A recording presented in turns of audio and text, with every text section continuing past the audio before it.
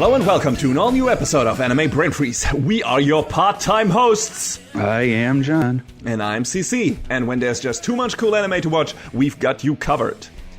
2023 is here and the winter anime season premieres are already dropping out of the sky like dead frozen pigeons. But before we can get to all that fancy new stuff, we gotta first deal with some leftover old shit. Older than you might think, actually. So today, in our fall season finale, we will tackle a show from summer that hasn't been around since 2013, namely The Devil is a Part-Timer. Because for some reason, that decided to drop its second season 9 years later in 2022. Hey, it's fine, don't worry about it. I'm not. But first, let's take a brief look at all the shows we watched, but didn't want to do a full-length review on. So we'll talk about those momentarily in the Quick and the Dead. So put your working clothes on, get ready to waste your life away, and don't pause the pod. We'll be right back.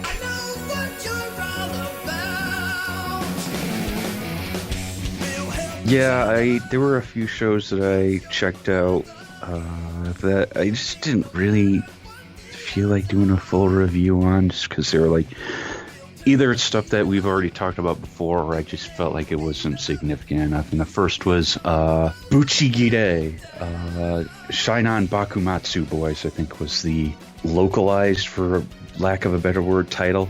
Yeah, that was a new show from summer, right? Yes. It was an original show, which we don't see too many of.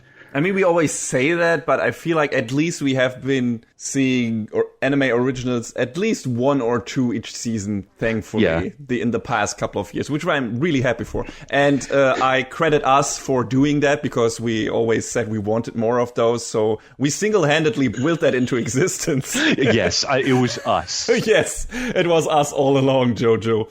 Anyway, continue, sorry. So, the show is all right. I mean, it had some neat action set pieces, and it was basically about a replacement Shinsengumi, and one of the main characters is trying to save his brother from being taken in by, like, the big bad evils, and there's these swords that are using negative energy. It's a weird, kind of convoluted, dumb plot.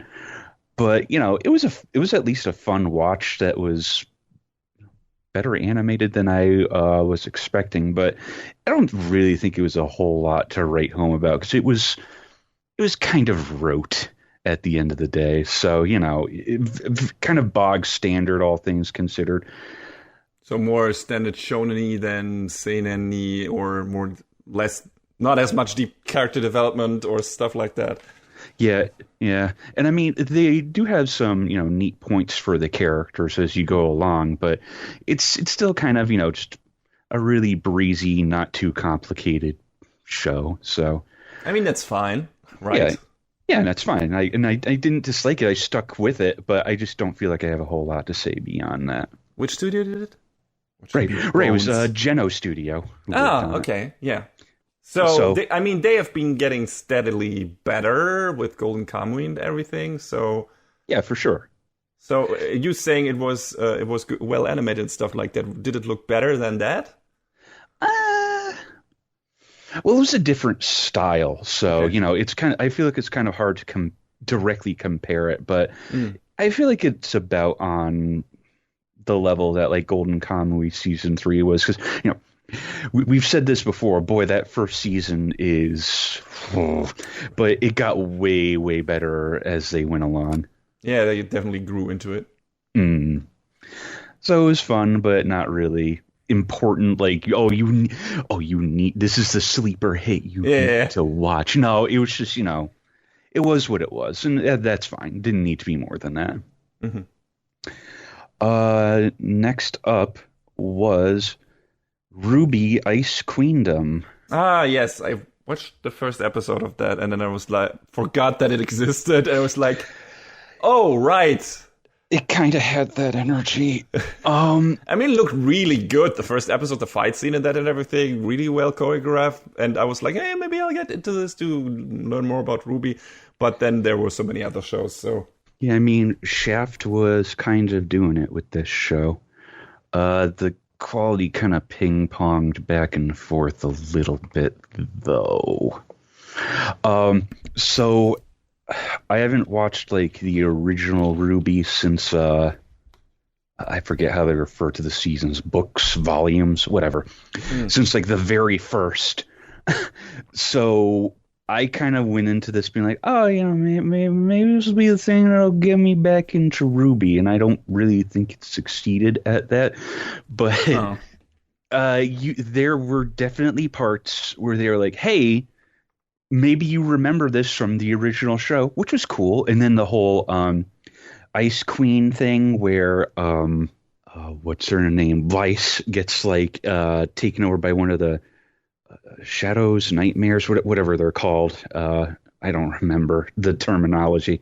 And they have to go into her dream to like free her from that. I guess that part of the story was original to the show. And yeah, there was some big Shaft energy in there. That's for sure. It was a very weird, fantastical sort of strange story that was very much in line with what they do. But I will tell you that I think Monty Hume, bless his soul, would be very happy to see his creation brought to life the way it was. So I would like to think so. So if you're a RWBY fan, you probably enjoyed this. If you're not, I don't know if it'll change your mind, but I have at least wanted to go and play a couple of the RWBY games. So maybe that'll be my gateway drug back into the original proper. I don't know. Is it scheduled to get a second season, or is the story wrapped up with that one thing? As far as I know, they wrapped up the original story that they were telling, but I don't know if they're going to come back and do more of it. Well, if it was successful, they probably will, but yeah. Oh, okay. I am just now receiving breaking information that this part of the story was set between volumes 2 and 3. Okay. So there you go. It has a little bit of the stuff from the beginning, and then they kind of intersperse other things, I guess. But yes, I don't really see Shaft's name attached to too many things recently. So if you need your fix, it's there. And yeah, maybe if there's more, I'll check it out. I don't know, but we'll see. I always thought the idea behind RWBY was cool. Maybe I just need another little push to get me going. Yeah, it could be. So you got one for us, right? Yes, exactly one. And it's the follow-up to one of the shows that I did a fuller review on the first season, namely, and that is Made in Abyss, the Golden City of the Scorching Sun. And I haven't even talked about the movie yet that continues the story, Dawn of the Deep Soul. I mean, there were 2 compilation movies as well that like did the first season in movie format, but there was also a movie continued from where the first season of the series left off, and now the second season continues from where the movie left off. So that's how it works. They didn't recap the movie in the series. I was, when the movie came out, I was like, man, this movie is gonna have so much fucked up shit in it that they can't do it as a TV show, so that's why they're doing it this way, I assume. Really? That was my assumption. And when I watched the movie, I was like, yep, that's definitely it. Oh, no. But the second season also has so much fucked up shit in it that my theory is kind of out of the window, so I don't... Made in Abyss. I don't even know where to start with this one, because this all sounds bad at this point for people who are uninitiated, but I loved the first season of Made in Abyss. I thought it was this fantastic mix of adventure story, character drama, and incredible, partially existential, but just in general horror, fantasy horror. Like this really disturbing, dark show of 2 kids, one of them being an android, basically landing on the doorsteps of the other one, the android being Ren, and the girl being Rico, the human girl. And they go down into this abyss, this giant hole in the earth that is basically in the middle of the village, or the village of Rico is like basically settled around this giant hole. And we learn more about that in the second season. And they trying to find Rico's mother, who was one of the, I forgot what the adventurer names are. They have specific names in this. that go down into the abyss and collect data and stuff like that and bring treasures and shit like that. So I loved the setup for this. It was a neat, very JRPG-ish setup, and it started as a JRPG, I think, and then the writer of the manga developed it into a manga, or at least they worked. Maybe that wasn't it. But they worked on JRPGs before. They worked in games before they did the manga. So it made sense that this was kind of developed as a game idea first, and then as a manga. And a lot of the mechanics that are in this show in terms of how the curse of the abyss works, which is like this force field. So you can go down into the abyss, but if you try to get back up again, you get side effects. And the deeper down you go into the abyss, the worse the side effects get. So at some point, the first level is like, hey, if you try to get back up again, you get nauseous, you maybe faint or stuff like that. It's minor things. But the deeper down you go, your body starts to hurt. It starts to like malform, like you might turn into something less than human, that you might become a monster or something. And the deeper down you go, you might just die. At a certain point, I think starting with the 5th or 6th layer, if you go back up again, you die. Mm-hmm. It's at that point, it's a journey of no return. You have to start making your peace with living down there in that fucking hellscape that is populated by giant beasts and such fucking wild fauna and crazy plants and all that shit. It's just like the wildest shit you can imagine in terms of, JRPG hellscape, I would say. So, but I know they just released a game. I wonder how they manifest that in the game. Yeah, I wonder too. I think that game is weirdly enough more of an adventure or action adventure game, which also makes sense. But I always pictured this as a RPG with buffs and debuffs in terms of that manifesting, the curse and stuff like that. So, So that was the setup for the first season and was super interesting. And, we follow these kids and see how all the different levels of the abyss work. All of the different levels have a different vista and stuff like that. So it's super diverse, and that continues in the second season and in the movie. Like every new level they reach looks completely different and completely new animals and creatures, and it looks so good. Like it's so creative, and that's one of the things I loved about the show. And then I loved the characters. I thought Reg and Rico, I called him Ram before, but his name is Reg. So got a bit of Mega Man vibe to it, that little guy, because he has an arm cannon that he can use that it can blast away anything. Like it's so powerful that after he uses it, he falls asleep and has to recharge. Oh, because it's just the most powerful Mega Buster bullshit, and it's great. I think it's just called the Incinerator. So they go down, and on a certain level, they reach a new ally, Nanachi, and her backstory is so fucking disturbing and sad and everything. It's also a very sad show. It's kind of there's a lot of sad shit happening already in the first season, but it never felt like it was cheap or tragedy porn or anything like that. Yeah, there are a lot of harsh things in this, but there are also a lot of uplifting things happening, and all of that kind of benefits the character development and advances them and everything. Or if it doesn't for the main characters itself, it makes the environments and the different societies on the different layers of the levels and stuff like that, and all the people that populate that, it makes that more grippable, I guess. Like it feels more palpable, and it's cool. And the show puts a lot of work into its lore, into its mythology and stuff like that, and it's fantastic. And like I said, the character stories are probably the best thing about it in general, because you feel for these kids, you feel for all the characters they meet, and for some more than others, I guess, because of course they also meet bad guys. But, it's great, and the atmosphere is fantastic, because there's always this underlying atmosphere of dread whenever they enter a new level, because, at some point shit is gonna go very bad, really bad. And, that continued.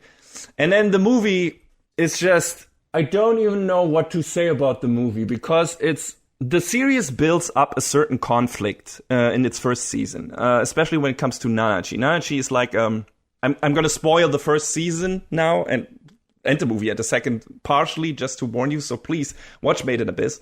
But the first season, when they meet Nanachi, who is this half human, half animal creature, looks a bit rabbit, squirrel-ish. And when they meet her, later they find out she was the result of an experiment of one of the guys who traveled down to the abyss from Rico's village and just stayed there and maybe went insane or was always an asshole. And his name was Bondrewd.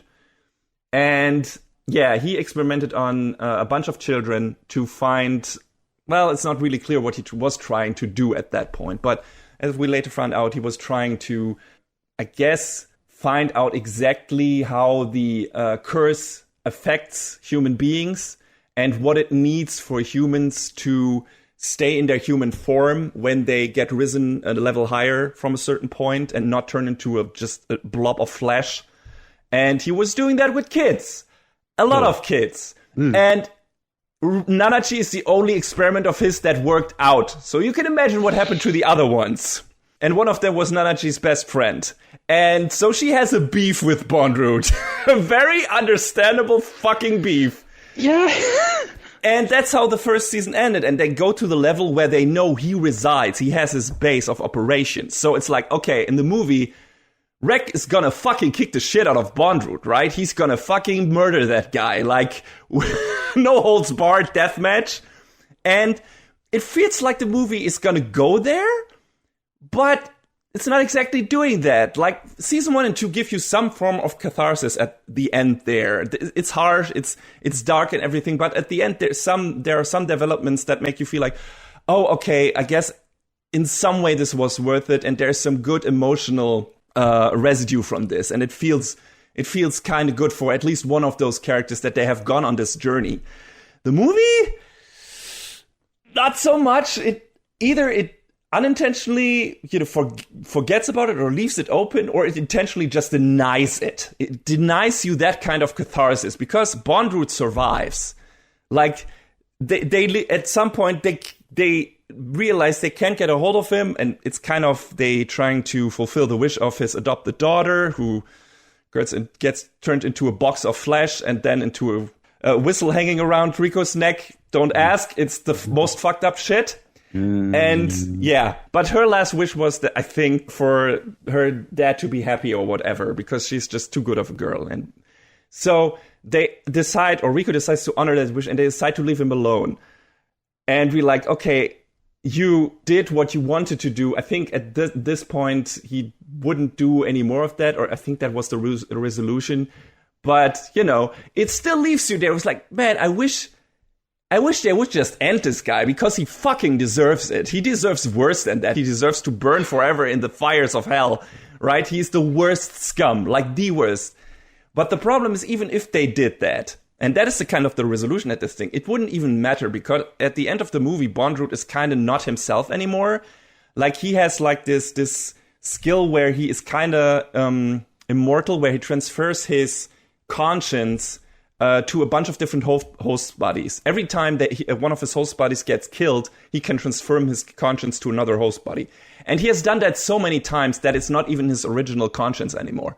He's like, it's just a shadow. It's just a ghost of his former self. So what they would kill is not even, it's not even him anymore. It's not the guy who did this thing to Nanachi. It's some echo of it, but it's not the real guy. He doesn't exist anymore. He's dead. It's just a weird, like, memory of him.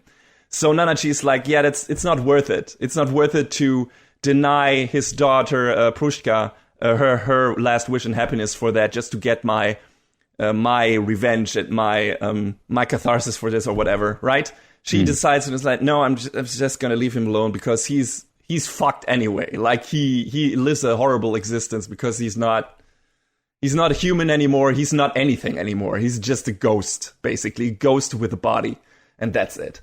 So I can totally understand them going there, but that's not what you expect when you get into a movie like that. You hope that you get some kind of, man, fuck that guy at the end. The movie denies you that. It's like, and I think it's intentional. It's like, no, this is not how this story works out. This is not how this kind of story works. These are not the mechanics. This is not the happy-go-lucky, everything will turn out fine in the end shonen story where the good guy just has to punch the bad guy really hard. That's not this kind of story. Sometimes this shit doesn't work out, and horrible people just stay alive because there is no matter, even if you do what you want to do to them, it doesn't change anything. And when I finished the movie, I was really taken aback, and I had to think about it for a while, because on first viewing, I was like, I don't know if I like this. This is just such a downer, and I had hope for at least some comeuppance for Bondrewd. But there really isn't any. Aside from you realizing that he is kind of gone already. But still, it feels like, damn it! I wanted my shonen moment. I wanted Reg to fucking incinerate that ass. Nope. And yeah, that's not what we are getting. So I was like, okay, what is season 2 gonna do? Is it gonna get even worse? And is it gonna be like the most horrible shit? And I guess not really. Again, there's really a lot of tragedy in them and human people, and so it's a meditation on what is your humanity? What is your value as a human? That is a big part of the second season, because they get into a city in the next level. I think the 6 it's now it. And that city is populated by weird creatures and everything who are not human anymore, but apparently have chosen to not be human anymore. And just stay there and lead their weird lives, and their economy works in a weird way, where it's like, hey, you have specific items of value, and you can trade them for other items of equal value, or more or less, and depending what it is like, right? You maybe get more stuff for what you have or not, and your own body is also worth something. So maybe you cut off one of your limbs and you give that to a person, and that is also added value. So it's maybe capitalism final stage. I have no idea where the show is going with this in terms of political messaging, if it was even intending to go there, because there's also some weird socialist aspects in there in regards to Rico reacts to that whole economy thing, and was like, yeah, I'm willing to give part of my body, but and one character comes to her and is like, you shouldn't do that. You should use that for yourself and not just give it to other people to like fix this specific situation when the city gets invaded, and she wants to ward off the attackers. She gives, like, I think, her hair, like she cuts off a lot of her hair, and the character comes to her and is like, no, you should use that for your own wishes and not to help us. And Rico is like, but if I help you now, maybe you guys will be alive later and can help me when I need your help. So it's a quid pro quo, right? So I help you now, I put some worth in, some value, and that might pay off later. So support system. I don't know if the show was specifically going there, right? But it was weird. It was like you have the one thing on the other side where people literally get punished if they take value from someone by parts of their body being cut off. And then on the other part, you have like this one character is like willingly cutting off parts of her body, even though it's only her hair, quote unquote, and being like, no, I'm doing that willingly and not using it for myself, but doing to protect the city, to protect all of you people, because that might look good on my karma meter, or just, help me with my journey in the future and stuff like that. And also, I'm keeping you people alive, so that's good too. I'm very happy that I can do that. And again, Rico is a very good girl. So that was interesting. And basically the whole story centers around the city, and the city was, as we later learned, created by kind of the first outside adventurers, like who came to the island of where the Abyss resides and explored, or at least I think they were the first ones. There are some indigenous people that also helped them go down the Abyss and telling them some stuff, but they seem to be the first that speak the language that later Rico speaks. And so they go down into the Abyss, and Rico's, Reg's, and Nanachi's story is kind of told in parallel with their story going down the Abyss. That is already evident in the OP, where like they are their adventures are showing side by side, and then they meet kind of at the end point of the OP. And of course, that happened many years before Reg and Nanachi and Rico arrive at that city. But it's kind of like told, okay, now they reach that part, and now they reach that part of their journey. So it's kind of a mystery that is slowly unraveled, what happened to these first adventurers and stuff like that. And it's really interesting. And of course, ends on a horrifying note, as you would expect from Made in Abyss. Like really fucking... I won't go even into it. You can't even imagine the horrors this show is willing to go to just in terms of what characters are going through and what certain characters losing their humanity means, and to what lows certain people can stoop to cling to their humanity, even though they probably never had any, just because they're so afraid that they're going to lose them. It's a fucking nightmare. I'm saying that. You when we talked about in the sneak peek about Chainsaw Man, you were like, I'm not gonna check this out because it has very body horror vibes, right? That's what you said to me. Judging from the first season of Chainsaw Man, comparing this to Made in Abyss, like, Chainsaw Man is so vanilla. What? It's the most harmless shit. Fuck yeah, there's some gore in there, some people getting hacked and whatever, and squashed and shit. But that's harmless. Like, in Made in Abyss, you have much worse shit to deal with. And that isn't helped by the super cutesy character designs of a lot of the characters. Like, you have like this most adorable people and creatures getting violently slaughtered, like guts flying everywhere and like torn apart in the most horrifying way. And then there's the other real body horror part of some people slowly turning into monsters and in the most gruesome way and shit like that. And yeah, if you are like faint of heart and you're not good seeing blood or disgusting things, it doesn't even have to be blood, but just disgusting things in general, just don't watch this show. Like, fucking don't even, don't do it. It's not for you. Absolutely not. I would love for more people to see this show because it's a great show. It's a fucking great character piece, like every season so far. Even the movie, though, it's like, it feels unsatisfying in a certain regard at the end because it denies you that catharsis that you want, where it's like, yeah, fuck that guy, kill Bondrewd. That's not happening. But even that, like, the character drama in that show is fantastic. And, of course, everything else, the production value, like, Kinema Citrus fucking hit it out of the park with this again. There's some weird CG creatures in there, but even they are fine, right? And the 2D animation is gorgeous. The soundtrack by Kevin Penkin is amazing. Like, it made me well up so many times. Like, when that guy hits you with the vocal insert song, it's gonna kick you in the balls several times in a row. He doesn't pull any punches with his soundtrack. It's amazing. Like, he knows what he's doing. Oh, it's so good. And, like I said, the action is great when there is some in there, and there are some fights in this. And, animation in general, everything looks great, everything sounds great, the character performance, all is good. Character drama is fantastic.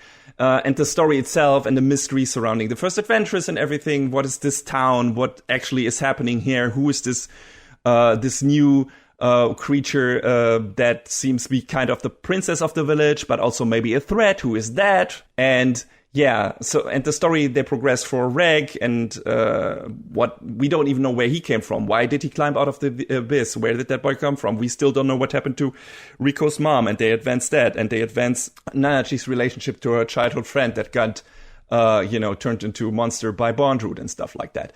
So all of that is good stuff, and then we get all the other side stuff with the interesting themes of your own value, and what does it mean to keep your humanity, and all that stuff, and all of that is great.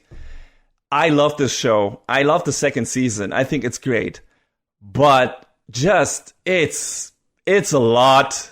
It's a fucking lot, and you need to be ready for that. If you're not ready for that, if you think going into this is a cute kid show, like, ha ha ha ha ha, this fun adventure times, let's go there.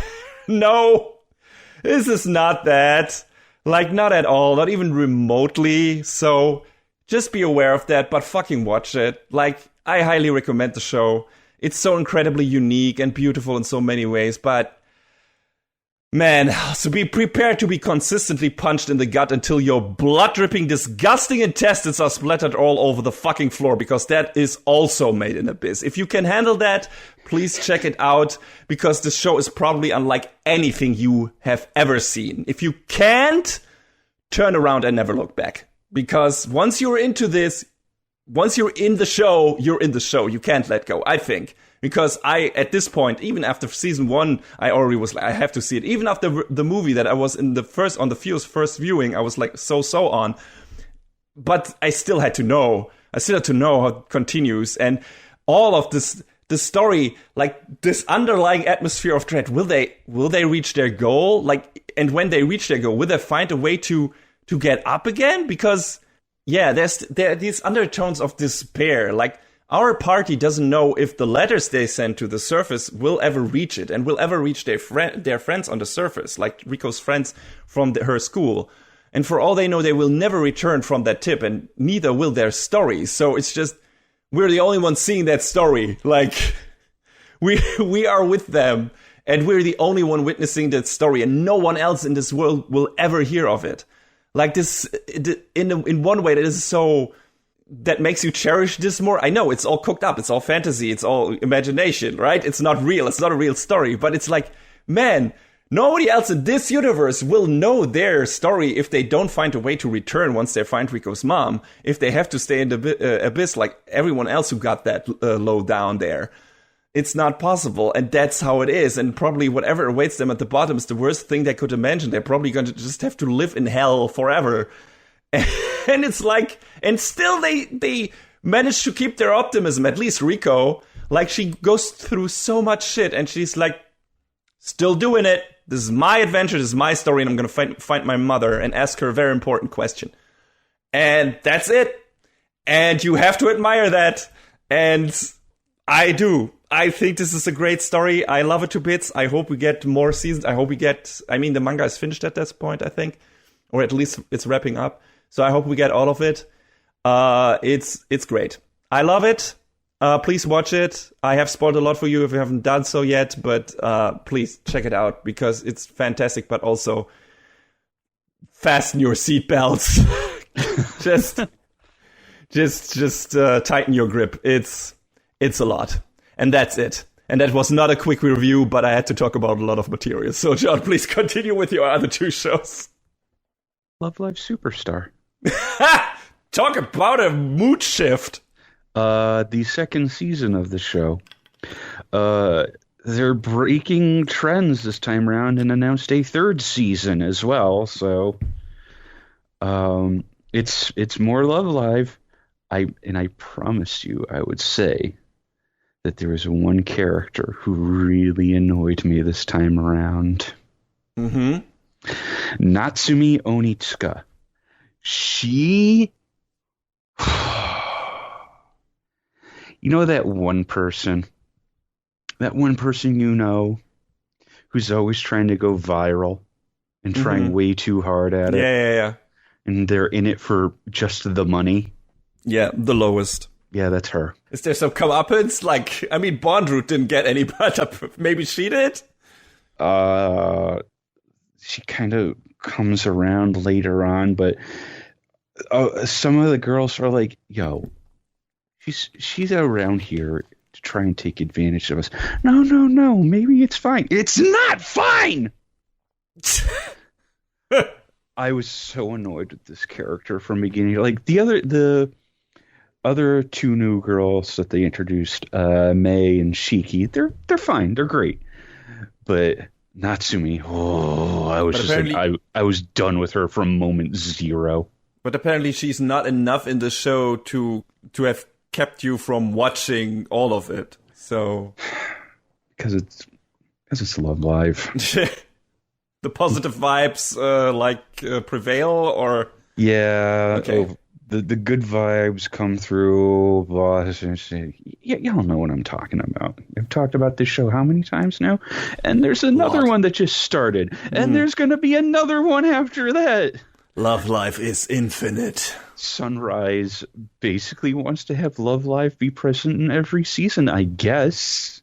Sure. If it works for them, that's kind of the Marvel formula. They are doing better at staying in the public's eyes than Bandai Namco is with the Idolmaster, if I'm being completely blunt about it. That's Love Live Superstar. If you're like me, you're Stockholm Syndromed into it, and you'll keep watching. Speaking of Stockholm Syndrome, Rent a Girlfriend. This show's so stupid. I hate it. And yet I have to keep watching and seeing how dumber Kazuya is going to get. And guess what? There's a third season of this show announced, too. You're the problem, John. You know that, right? I know. It exists because of you. So does Sword Art then. Maybe, yeah. I don't hate watch much. Yeah, I know. But between this and Sword Art, it's gotten to a point where it's like, okay, I just gotta know. I feel like, I mean, you and me, we have gotten much healthier about our viewing habits, and with cutting the shows that kind of tick us off, and in the beginning of this thing, this now running for 5 years or whatever, or 6 years thing. Oh my god. Yeah. Forget about it, as my good man Enzo would say. But in the beginning, I was still reviewing stuff just for hate watching and reviewing it. I feel like I'm not doing that anymore. There might be shows that are mixed bags for me and that I have a lot of criticism for. But if they really piss me off, I usually don't stick with them. Right. And I feel like, some of them I was like, man, this is so dumb. But I think one of those any of those have been around for a long time. And for you, it's just like, you're still getting some enjoyment out of this, I feel like. To be fair, this season of Rent a Girlfriend did have some alright moments between the pregnant pause. It's like, how do I phrase this? It's not good. It's not valuable, but it's alright. Like, I feel like there was at least a little bit of growth for Kazuya this season, more than I would have expected. Wow, and I think he's finally... the illusion that's been presented is that it seems like he's finally starting to see how to be a good quote-unquote boyfriend, because he and Chizuru are still not exactly together, but also Ruka is still gunning for him. But to his credit, he at least doesn't want to be with his toxic ex anymore, because if he went back to Mommy, I would have been like, no, the show, no, everything about the show was a waste. And who knows, maybe that's what'll happen, and I'll get to the end, and I'll be outrageously angry. I mean, there have been romantic comedy, anime comedy, quote unquote, where the guy ends up with the worst girl, right? That has happened, and vice versa. There was a show I watched a few seasons ago, but I didn't talk about, and I can't remember the name of it now, where they were building up toward this one guy and girl getting together, and it seemed like, oh, this seems like the natural conclusion, and they swerved in the complete opposite direction. I was like, this is stupid. Like, I was actually really mad. I was like, why did you do this? To subvert your expectations, John. Yeah, in a real idiotic way. Yeah, it happens. Anime was a mistake. At least one guy who agrees with you. But yeah, I mean... Rent a Girlfriend makes me angry. Because mostly because of Kazuya. It was the main character, let's not forget that. Yeah. But buried in there are at least okay moments that make me feel like, yeah, maybe the character is changing for the better. Because towards the end of this season, like I said, it felt like he's sort of starting to be like, yeah, maybe I need to, not be the idiot that I was. Because, God, in the first season, he was just so and cringe, and God. It's like this weird underdog story where you're like, man, that guy is a piece of shit. For the sake of humanity, I want to see him become a better person. Yes. I legitimately want that for Kazuya. And I don't know who he ends up with or who he actually wants to end. Well, obviously he wants to be a Chizuru, but friggin' I want it to be a good ending for everyone. Yeah, I can see that. And for Mommy to go. Speaks for you. It's good. And for Mommy to go and to never return, because Jesus Christ, that girl is... Is she like a backstabbing bitch? I think I forgot what she's super backstabbing, possessive, stalker, just all of the worst traits. Watch them giving her like this sad backstory that explains why she is that way, and then bring him together with her, but she doesn't change. I mean, to this point, they haven't made her seem super sympathetic, which I'm like, good. Keep her that way. Mm-hmm. Yeah, because it's nice to have a clear-cut villain once in a while. She pushed Kazuya away super fiercely at the very start and left him like this awful mess. And, obviously, and, to say it's all her fault or all his fault is, not the entire story. But then she goes on, like, trying to guilt trip him for being interested in another girl and, like, just stalking him and being, like, generally an awful human being. And it's like, no, you're not a great person. You're not. You're just not. The dynamic reminds me a bit of Scott Pilgrim with his old ex a bit, and then him being a douche to his two quote-unquote new girlfriends and stuff like that. It rings a bit similar. Yeah, I mean, maybe that's where some of the inspiration came from. Yeah, maybe. Mm-hmm. Stay tuned for my quick review of Rent-A-Girlfriend Season 3. I'll be there. All right, I'm done. All right, and with that, we're done with the quick and the dead, so let's move over to our last review from summer season.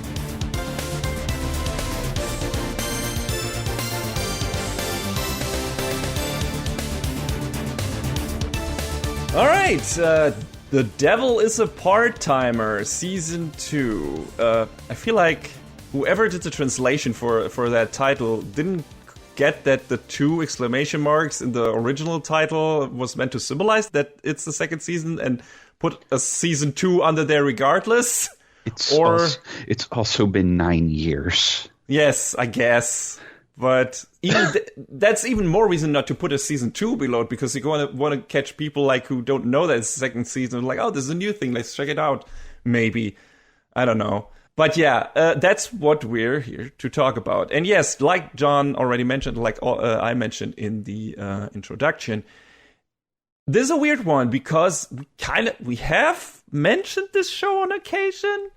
Especially when we knew that it was coming back, but we haven't done a review on that because it's like 9 years old, like the first season is, and most people probably thought it would never come back. Like, people kept memeing about it, and then all of a sudden it was like, oh yeah, Devil's Part-Timer Season 2, and the collective anime watching internet was like, excuse me. Yes, it was very weird, but I guess since we haven't really talked about the whole setup of the show and whatever, what is even happening, what has happened in Season 1, we should maybe do that first, like a small recap of the first season and, the characters, what is going on. I don't know, John, have you rewatched the first season before checking out the second one?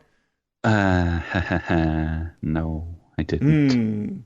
I did. Probably should have, but I didn't make the time. That is the question, John, and I will ask you this again after we're done with the recap of Season 1 and everything, because I'm not sure you made the wrong decision. Really? Yeah, for several reasons. We'll talk about it. So, okay. Stealing this plot summary from Wikipedia wholesale this time around instead of doing a mix and match, the Demon Lord, Satan, seeks to conquer the world of Ente Isla by annexing its 4 continents with the help of his demon generals Alciel, Lucifer, Malakota, and Aldramalek. After being confronted by the hero Emilia and her companions, Satan, they pronounce it Satan in Japanese, Satan and Alciel escape the world of Ente Isla through a gate to modern Tokyo, Japan. However, due to the lack of magic in the modern contemporary world, both am I supposed to pronounce it Satan or... I mean, we're not going to call it... Yeah, Satan. Let's not mince words. Yeah. I mean, it's weird because Lucifer's also part of this universe, but he's not Satan. Like, they're two different people. And we're gonna keep him Mao at some point anyway. So, but yeah, both Satan and Alciel change into forms representing what they could look like if they were human. In order to survive, Satan takes a part-time job in a fast food restaurant named McRonald's. Or McRonald, I'm not even sure. While Alciel serves as his houseman. One day, Satan, who now goes by Sadao Mao, meets a girl who is actually Emilia in the form of Emi Yusa. Get it? Yusha. The story then unfolds and explores the personalities of each of the characters and their moral values. More characters show up from Enter Isla, and they too face the new world's dilemmas, often comically. It's a very emotionless summary, I gotta say, Wikipedia. Holy shit. Just put some fucking heart into it. Yeah. I already regret not writing up my own summary this time. I gotta say, the summary on MAL rewrite is a little better. Yeah, I assume. I was just like, oh fuck, I didn't write down a summary, so just get it from Wikipedia.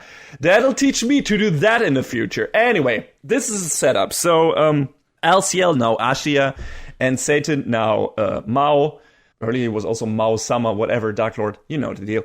But now Mao and Ashia, are set up in the human world, and part-timer Mao is working at fast food restaurant, not McDonald's, and he has some colleagues. Main colleague would be Chiho, who is like this girl who's super into him and definitely wants to become his girlfriend. So that's happening, though he's being kind of like about it, like where he's not really accepting her advancements like at all, but it also doesn't seem like he's not aware of them. So it's not that annoying.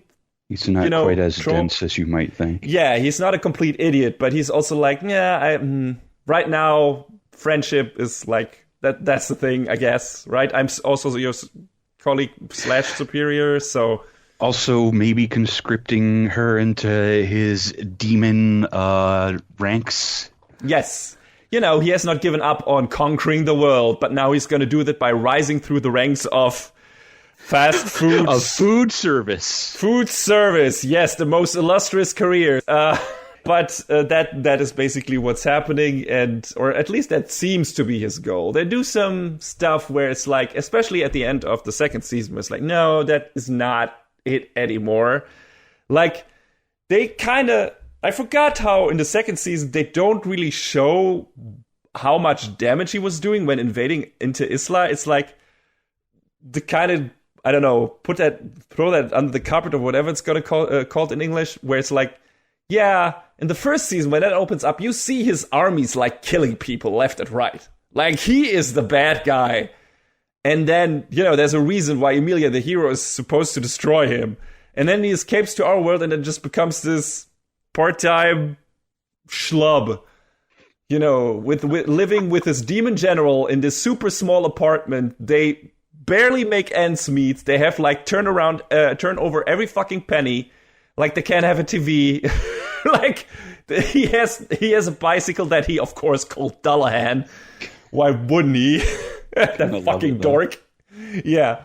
And so that's how he lives his life. But in the beginning of the show, it seems like he hasn't given up on rising to the top again and conquering this world. And then this will be his new base of operation, and then he will invade Enter Isla again and subjugate it and everything. It's kind of heartbreaking to see him to be so motivated to return to Enter Isla in the beginning, and then after a while he just resigns himself to the crushing reality of having to work to survive and probably never ever returning.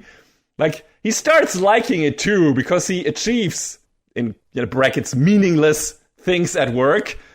Like, getting some weird promotions or achieving some new form of promotion or whatever. Like, and, the daily job Stockholm syndrome is in full effect with that guy. At least that's what it seems like in the first season and partially in the second season when we see him at work. And I get to that. It doesn't happen as often as you might think. And, at the end of the second season, it feels like maybe there's a different reason why he's so intent on staying here. Why he's so intent on doing good work and so intent on making, people content and happy with his work and being a valuable member of society, quote unquote, earning his ends meet and stuff like that. So I'm being facetious, but I just can't relate to someone loving their work that much. It's just, especially that kind of work. Like, I felt the show never addresses that you smell like a deep fryer every evening, because you do. Like, I have worked on and off in the kitchen of a restaurant for 10 years during my high school and college years, and I can confirm this firsthand. When you shower after working in a place like that in the evening, your whole shower smells like an old rancid deep fryer. Ugh. That shit gets in your hair, under your skin, in your clothes. It's fucking everywhere.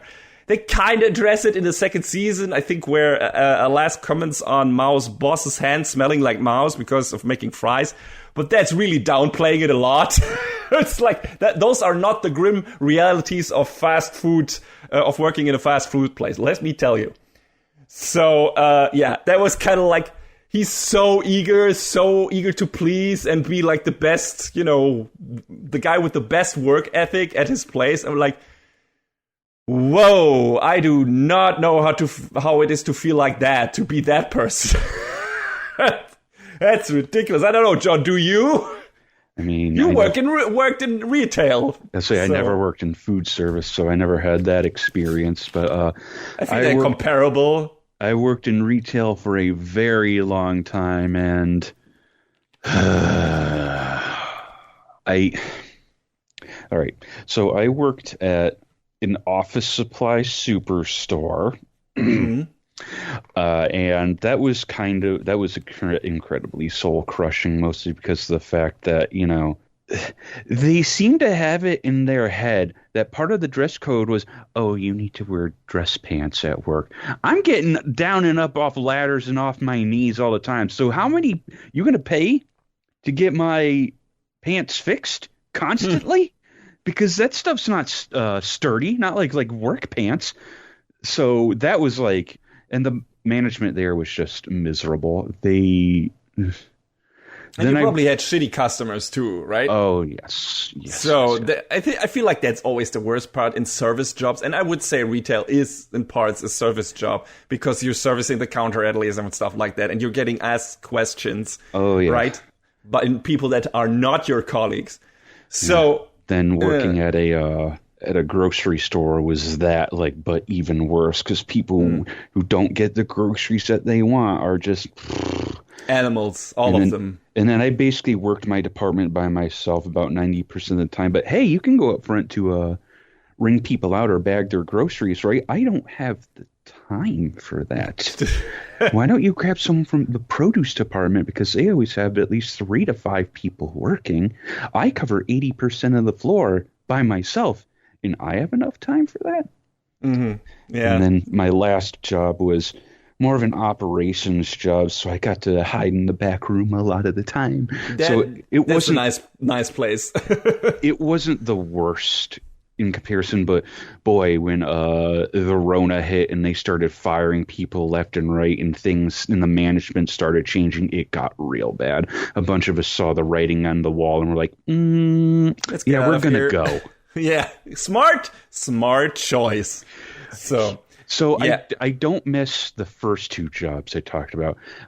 I missed the last job mostly because I miss the people I worked with. Yes, and I mean, that's nice. That's also part of what the show is kind of highlighting. Like, when Mao works with people, that all these people are nice people. That also of course, not always the case. Like, you can have shitty colleagues. I have them too.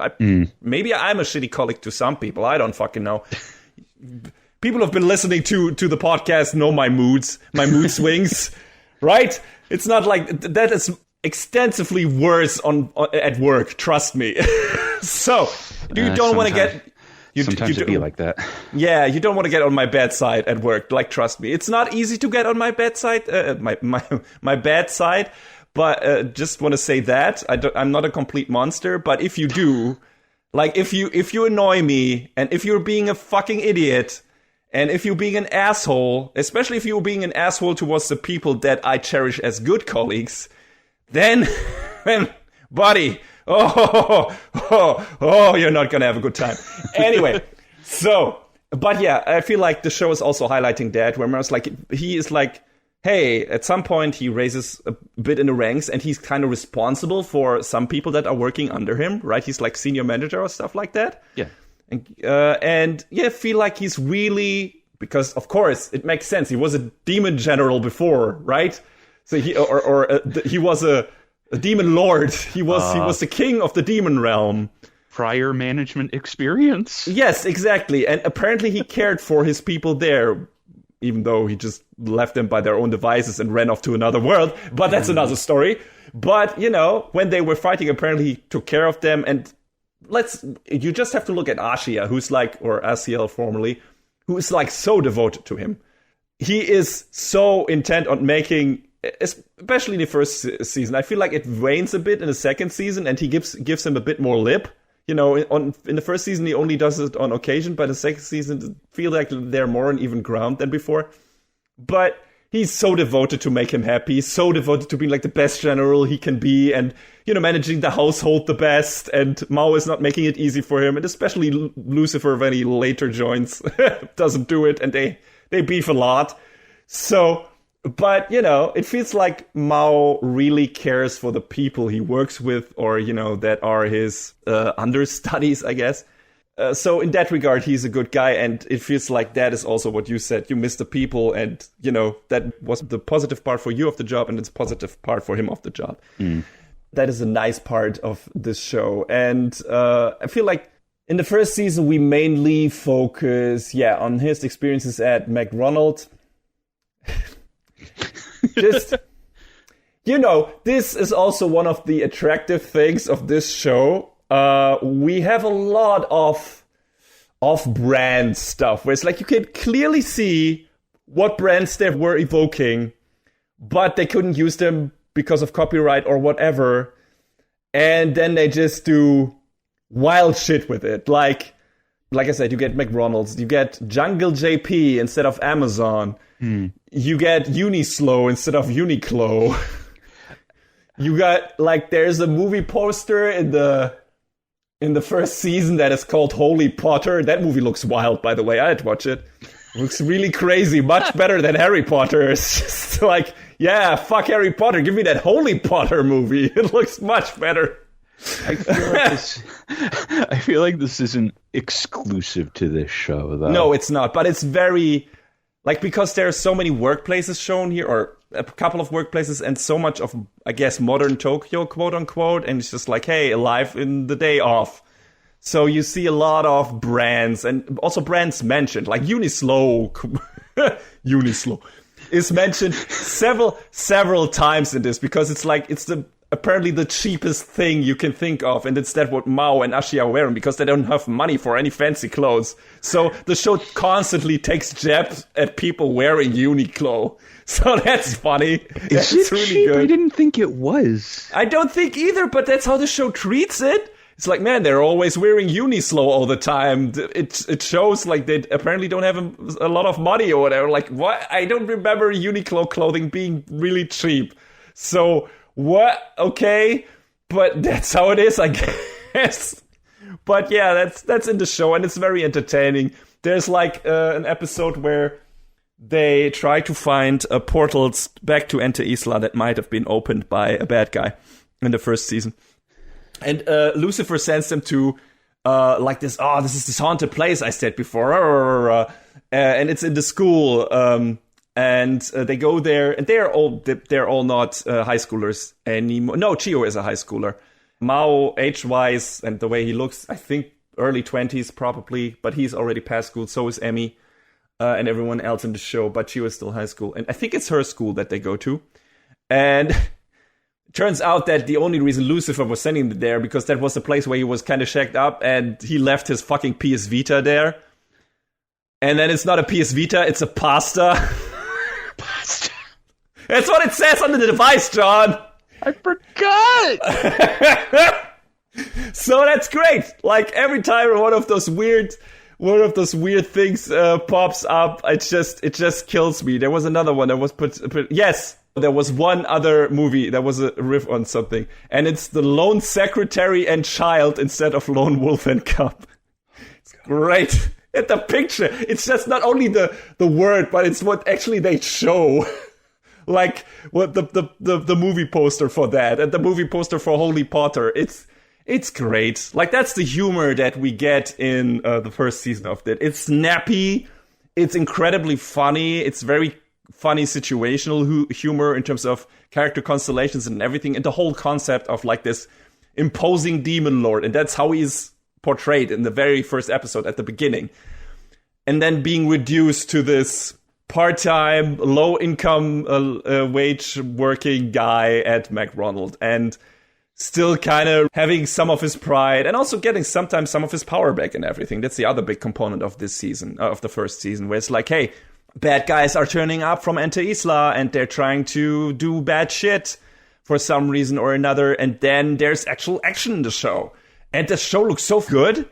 Like, the first season looks amazing. I forgot how good the animation in the first season was, honestly. Like, it is ridiculously good, especially in the action scene. I mean, the not action scenes are good too, but, you know, sometimes you don't notice it there, aside from some cool camera angles or some, you know, little gestures and stuff like that that are animated really well and stuff like that. But once the action scene sits, it's like, what the fuck?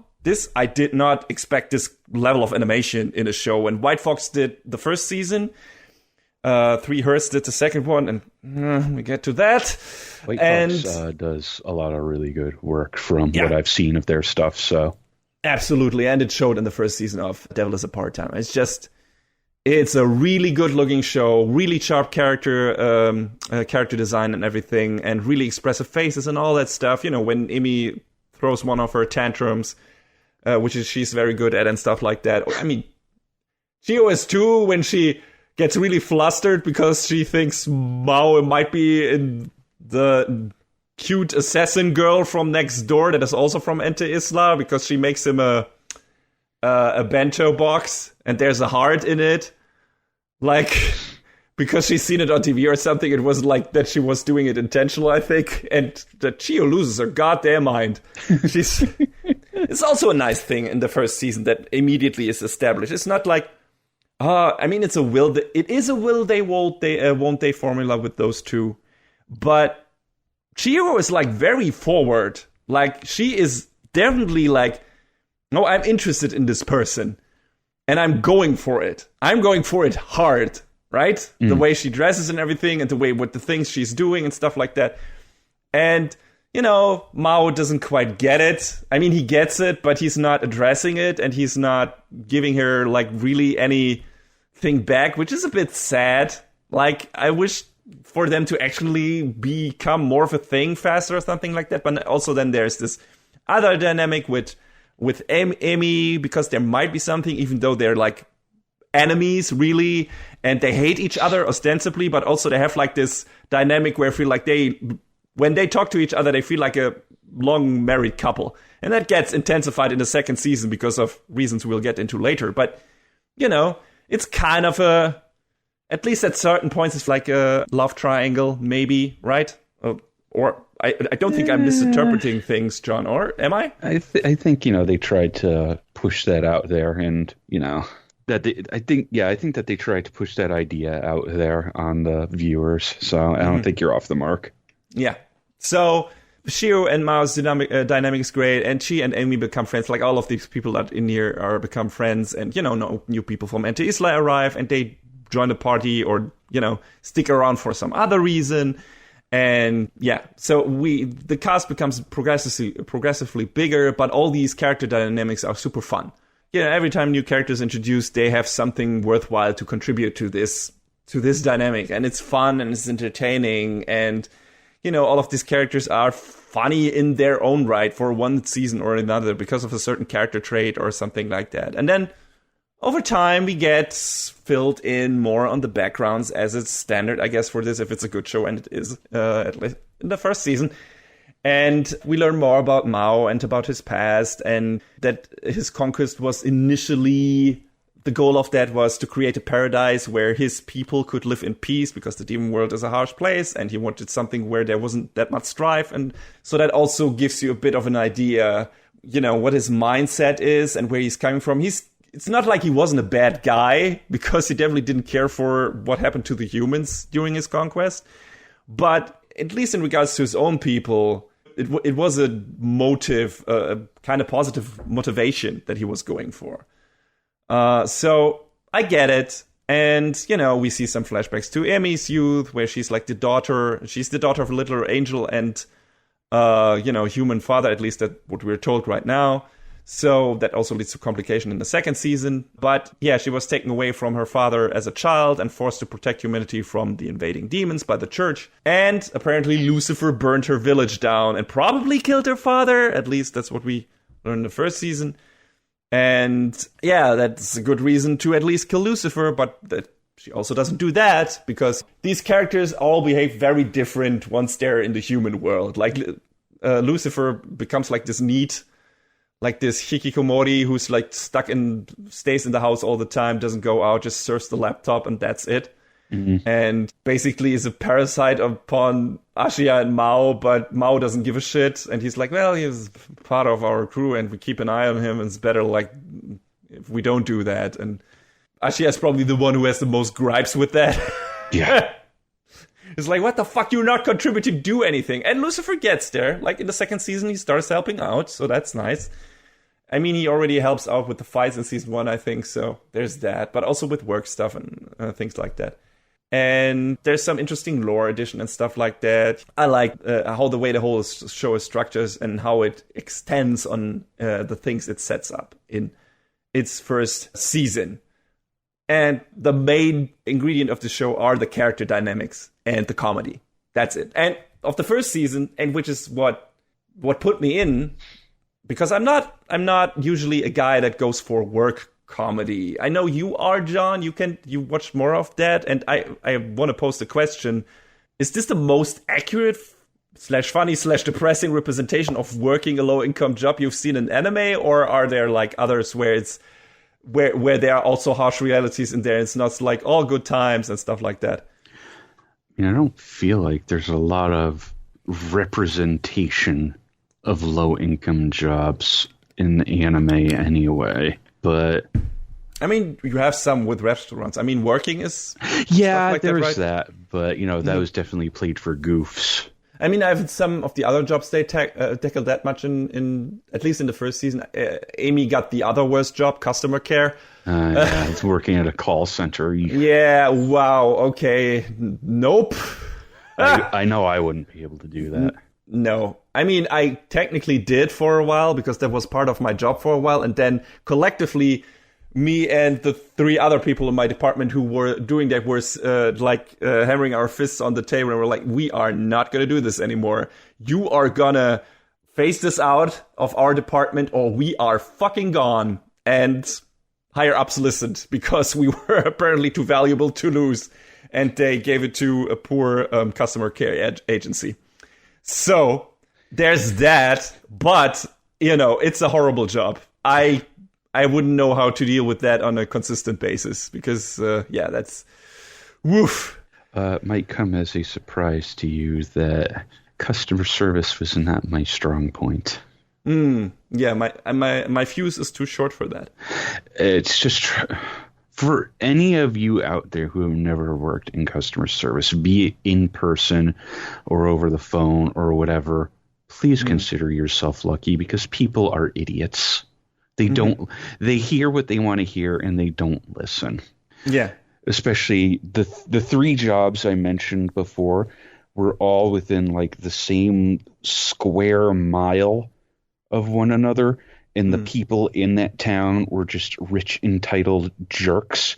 Uh-huh. So, And that, I would say, is one of the positive things I could garner from this. And maybe that's also something that you could take out of the show, is like, if you worked a job like that, you get more empathy for people working also in that job. I feel like at least that's my impression of myself. I mean, someone else would have to tell me if that is correct. But I feel like I've become much more understanding and patient for certain service jobs that I've kind of, at least graced them. Yes, absolutely. Right? So I feel like I get much more anxious now when we get into a restaurant because I'm like, will the people I'm here with behave correctly? Because I feel if I see there's rush hour, there's not enough personnel and there's a lot to do, you have to do a lot now to get me angry at not getting my food in time, or that maybe being a bit on the colder side or whatever. I'm very understanding especially when shit hits the fan, right? When people are just standing around and doing nothing, right? They're not busy, and then shit hits the fan. I'm like, okay, now you're asking for it. But if I see people are busy and like over the head, and it's so stressful for them, and then, one guy at my table is being like the asshole who's like, oh, what the fuck, where's my order? And the snipping, like, those guys, these fuckers, these. If one of them at my table is is one of those, he's gonna get a kick in the shin, like, immediately. Yeah. Or yell at the face by me, because I have no patience for that anymore. Like, for people behaving like that. It's like, they are here. These people are in stress. They have a lot of work to do. Let them work. You're going to get your shit eventually. You're just sitting here waiting for your food. That's all you have to do. So shut the fuck up. I was very angry with my parents when they behaved very entitled when we went to a restaurant lately. Yes, we had to wait for our bill like half an hour, but that place was fucking packed. Yeah. So I get it. I get it.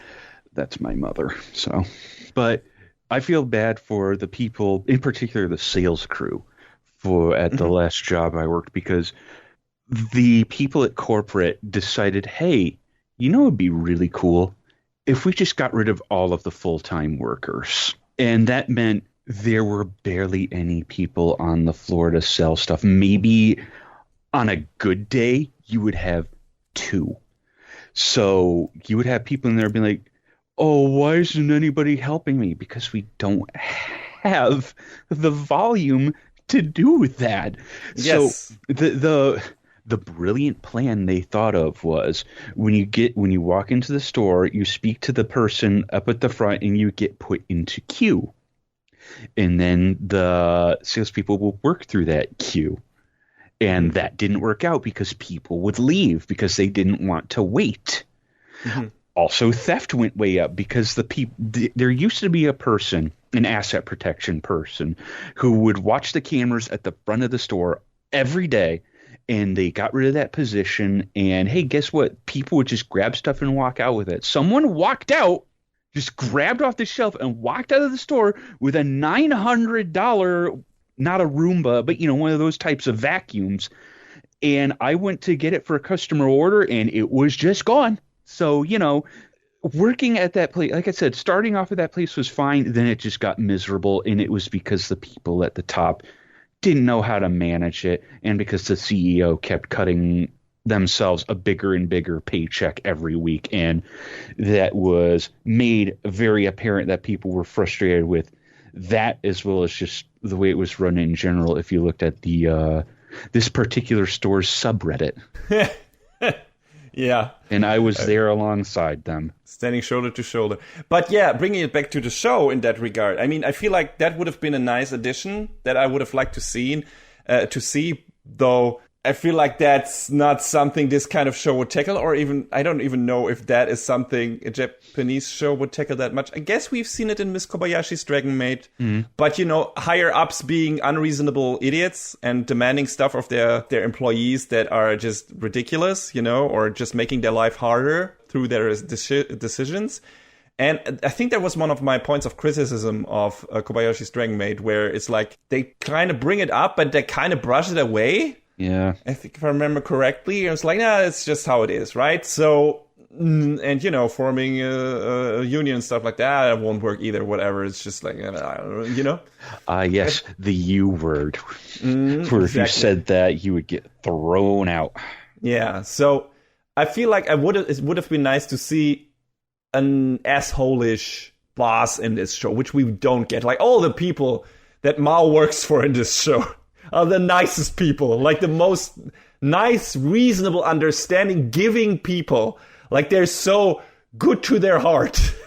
I mean, his boss, sometimes gives him a side glance. It's like, we gotta get those numbers. I mean, at the franchise level, it might be fine. There's still time for them to bring in corporate. Yeah, yeah, sure. We'll see if that actually happens, because that's one of the things, and I guess even more so in the second season, for a show that, according to its title, is focusing on work, there's surprisingly little workspace screen time in this, especially in the first season, where it's like, hey, here are a few scenes at McDonald's, and then later we have like this beef with an angel who takes over a branch of Kentucky Fried Chicken, so Mitsuki slash Sariel, and tries to basically battle with Mao's branch of McDonald's for customers. And that's like the big final arc of the first season. And then that culminates in an actual battle between, Mao and Sariel in demon and angel form, which is ridiculous and cool. So we got that. But the second season, and I can, already take that and, take that away from it. The second season is like, yeah, okay, McDonald's is closed because of, I don't fucking know, renovation or whatever. We're getting the new deep fries, new system, and now Mao works at a fucking beach sag, whatever, and then on a farm. And yeah, we don't see much of his usual workplace. And I was expecting there to be more of what he actually intended to do, like rise through the ranks of fast food service management, whatever, right? Getting up there. But it feels like they're keeping him, in terms of story, artificially, at the same level to, not let him earn enough or shit like that. I don't know what the reason is behind that. Maybe that's it. Or maybe they're just trying to advertise certain low-income jobs because no one wants to do them. And this is a vehicle to be like, hey, look at all these not cool at all, jobs in Japan.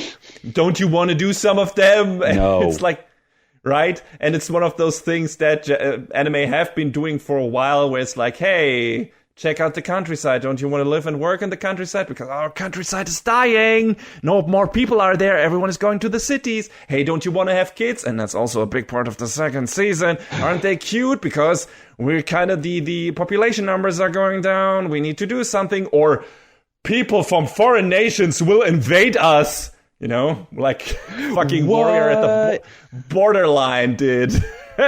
But that's the extreme version of that. But there has been this kind of messaging in anime in recent times, and I don't know if that was the thing here that the creator of this is based on the light novel, right? Yes.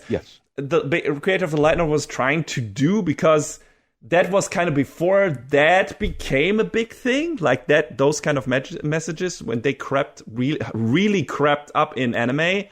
So I feel like when the show was created, when the light novel was created in 2011, and when the show first hit in 2013, that wasn't much of a thing yet. That has only crept up in recent years. So maybe it's the motivation now, and that's maybe why it got a second season. We were like, oh yeah, that's what we need, another show of those that conveys that kind of thing. And it magically just works for that. Maybe they changed some stuff from the light novel. Maybe he doesn't go work on a farm, or he doesn't work at the beach in the actual novel or in the manga. I don't know. Maybe he does. But, at some points it feels more like advertising all the different jobs that you can have with no prior education, really, and then advertising those and, advertising the people who work in that. And it's like, okay, that's not really what I expected from the show and what it was set up to do, because the first season is entirely McDonald's and I guess a bit of Amy's service customer care job. Not much, but we see her working there and have some scenes there, and we have some in season 2. But so I was like, I was hoping for more actual work comedy in this, like having a bit of an even mix. And I love the mix in the first season, where it was like, okay, we have some action, we have some comedy bits outside, we have some comedy bits inside of the workspace and stuff like that, and it all kind of fits together and matches together, like it bleeds into each other, so it works. And I didn't get the feeling from that, like after watching season 2, where it's like, oh no, here are all these different places. So I didn't know how you felt about that. Did you like that we saw a bunch of different things in the second season? Different workplaces and different places Mao had to go to, or were you like, nah, I would have preferred if they'd stayed at McDonald's? I mean, I guess I didn't really think too hard about it in the moment, but yeah, I mean, it did seem like it took the focus off of what was previously established, but I don't know, maybe the author just thought about mixing it up that way. It's hard to get inside the head of the writer, so yeah, like I said, maybe that is not even in the light novel. Maybe they went anime original with this. I would have to look it up. I haven't done so yet. I haven't checked out the manga if it just does that, which kind of could be, in terms of what with the actual plot happens in the show and everything. So kind of fits with that. And we get some background on that. Which the groundwork was already laid for in season 1, where it's like on the one side you have Mao who's trying to make his life in New World. On the other side you have the people from Enter Isla who can't quite let go of their image of that evil demon lord ruler Satan, and are here to at least make sure that he doesn't come to power again, which is kind of like Amy's modus operandi, I would say, where she's like, no, I'm not going to kill him. I like to see him living this miserable existence, but I'm also staying here to make sure that he doesn't get away because, his army killed my father, or at least what I know, and he's kind of responsible for my shitty childhood and shit like that. And then we get another character, Suzuno, or Belle, who is joining the party, and she was like, I guess, part of the church. She's an inquisitor or something like that. Kind of that. Or mix of a church assassin. And she moves in next to Mao and everything, and becomes part of their life and stuff like that. And you're not sure, okay, what is her ultimate motivation, where she's going with that. And then she teams up with Sariel, at least for a while, in the final arc of the first season. And you have this big confrontation, and this argument between Emi, Chiho, and Suzuno in the penultimate episode of the first season, I think, which is actually pretty compelling, just in terms of character standpoint and what they do with the evil guy turns maybe good now, right? And how do the people that he did the evil things to, or that know that he did evil things in his past life, react to that? And do they let him get away? Do they leave him alone? Do they accept that he might be able to change? Do they not accept that he might be able to change and think it's too dangerous to leave him alive? And yeah, Belle kind of wants to kill Mao because in her eyes, even if it looks like he has turned over a new leaf, he is too dangerous. And Chiho, of course, is horrified by this notion since she doesn't know Mao as the demon lord or the atrocities he has committed or his army has committed. And she loves him. So Belle, in her eyes, talking about killing a kind-hearted man she loves is like the worst thing to her. And she likes Belle too. And she's like, what? I don't understand. This is like, how can you even think that? How can you even say that? And Belle is like, hey, he might not have killed people himself, but he commanded the army who did. And that is a very valid point. It's like you can see her perspective here, and I agree with that. But I also, of course, I can understand Chiyo's angle, because, like I said, that's not the person she knows. She knows the reformed, quote-unquote, Mao, right? And she very much loves him. And Amy tries to approach it with a mix of pragmatism and idealism. Like, she will kill him if necessary, but if he's just a nice middle manager at a fast food chain now and doesn't intend to use his magic for anything else than to get more customers, she'd rather leave him alone than destroy something a friend of her loves. And she's friends with Chiho. So she's like, I'm not going to destroy her life and her love just, to get my revenge and everything, to kill a guy who's not danger anymore. And understandably, she's like, he's not gonna take over the world by rising through the ranks of McDonald's. Like, come on, Belle, what are you even talking about? And making a friend cry is not the ideal world she was fighting for to begin with. So that kind of goes against what she took arms up for. So that's cool. That was like a cool argument that I didn't expect in that kind of comedy show in the ending, where it's like, here are these different perspectives, and all of these are kind of valid. So what do you do with that? Make them clash because, these, it's not. And of course, they convince Belle of their point of view, because she's also like, even Mao does it to an extent when she talks to her. It's like, you were searching for a reason let me go, to let me keep on living here, to not kill me, because you, in your deep down, you understood that this is not the right way, and that you would only do what you were ordered to do, and not what you feel in your heart that you want to do. So that was really cool. That was a really cool thing of character bits and character development that all of our main characters were involved in. And I was like, man, this show is giving me so much stuff that I didn't expect from it. And I had forgotten about a lot of it because I haven't watched it in 9 years. And when I rewatched it, I really enjoyed it. I thought the first season of this show was fantastic. It's it holds up. It holds up so well. It's so good. So that's good to know. Absolutely. Like, one of the things that I also like, which is also related to Belle, is like the show is in the first season is constantly poking fun at the trope of a nice girl moving in next door to a bunch of guys and just randomly taking care of them. And everyone is like, who would I knew that you were of anti-Islam. Who would believe that, someone moving in next door to us and just helping us, like, what's the chance of that? That's ridiculous. Like, Mao says it, Emmy says it, every time they confront Belle with that, they have already realized that she's like a spy or whatever. She's like, what? How? And they're like, that's bullshit. That's fantasy. That doesn't happen. Like, and you think of other shows and like, I wonder if all the reverse harem fans felt attacked by that. A little bit.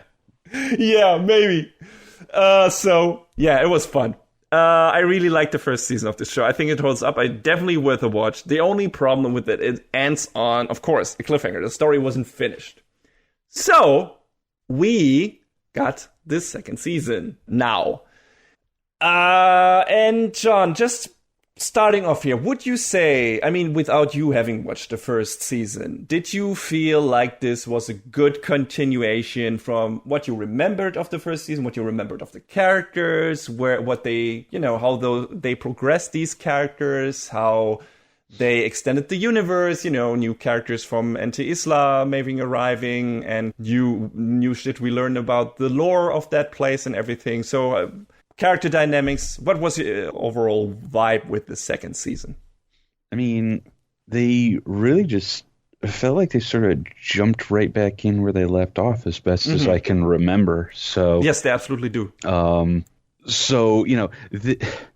I really kind of appreciate the shows in recent years that have done that, like Golden Kamuy, like Index kind of did that to its detriment.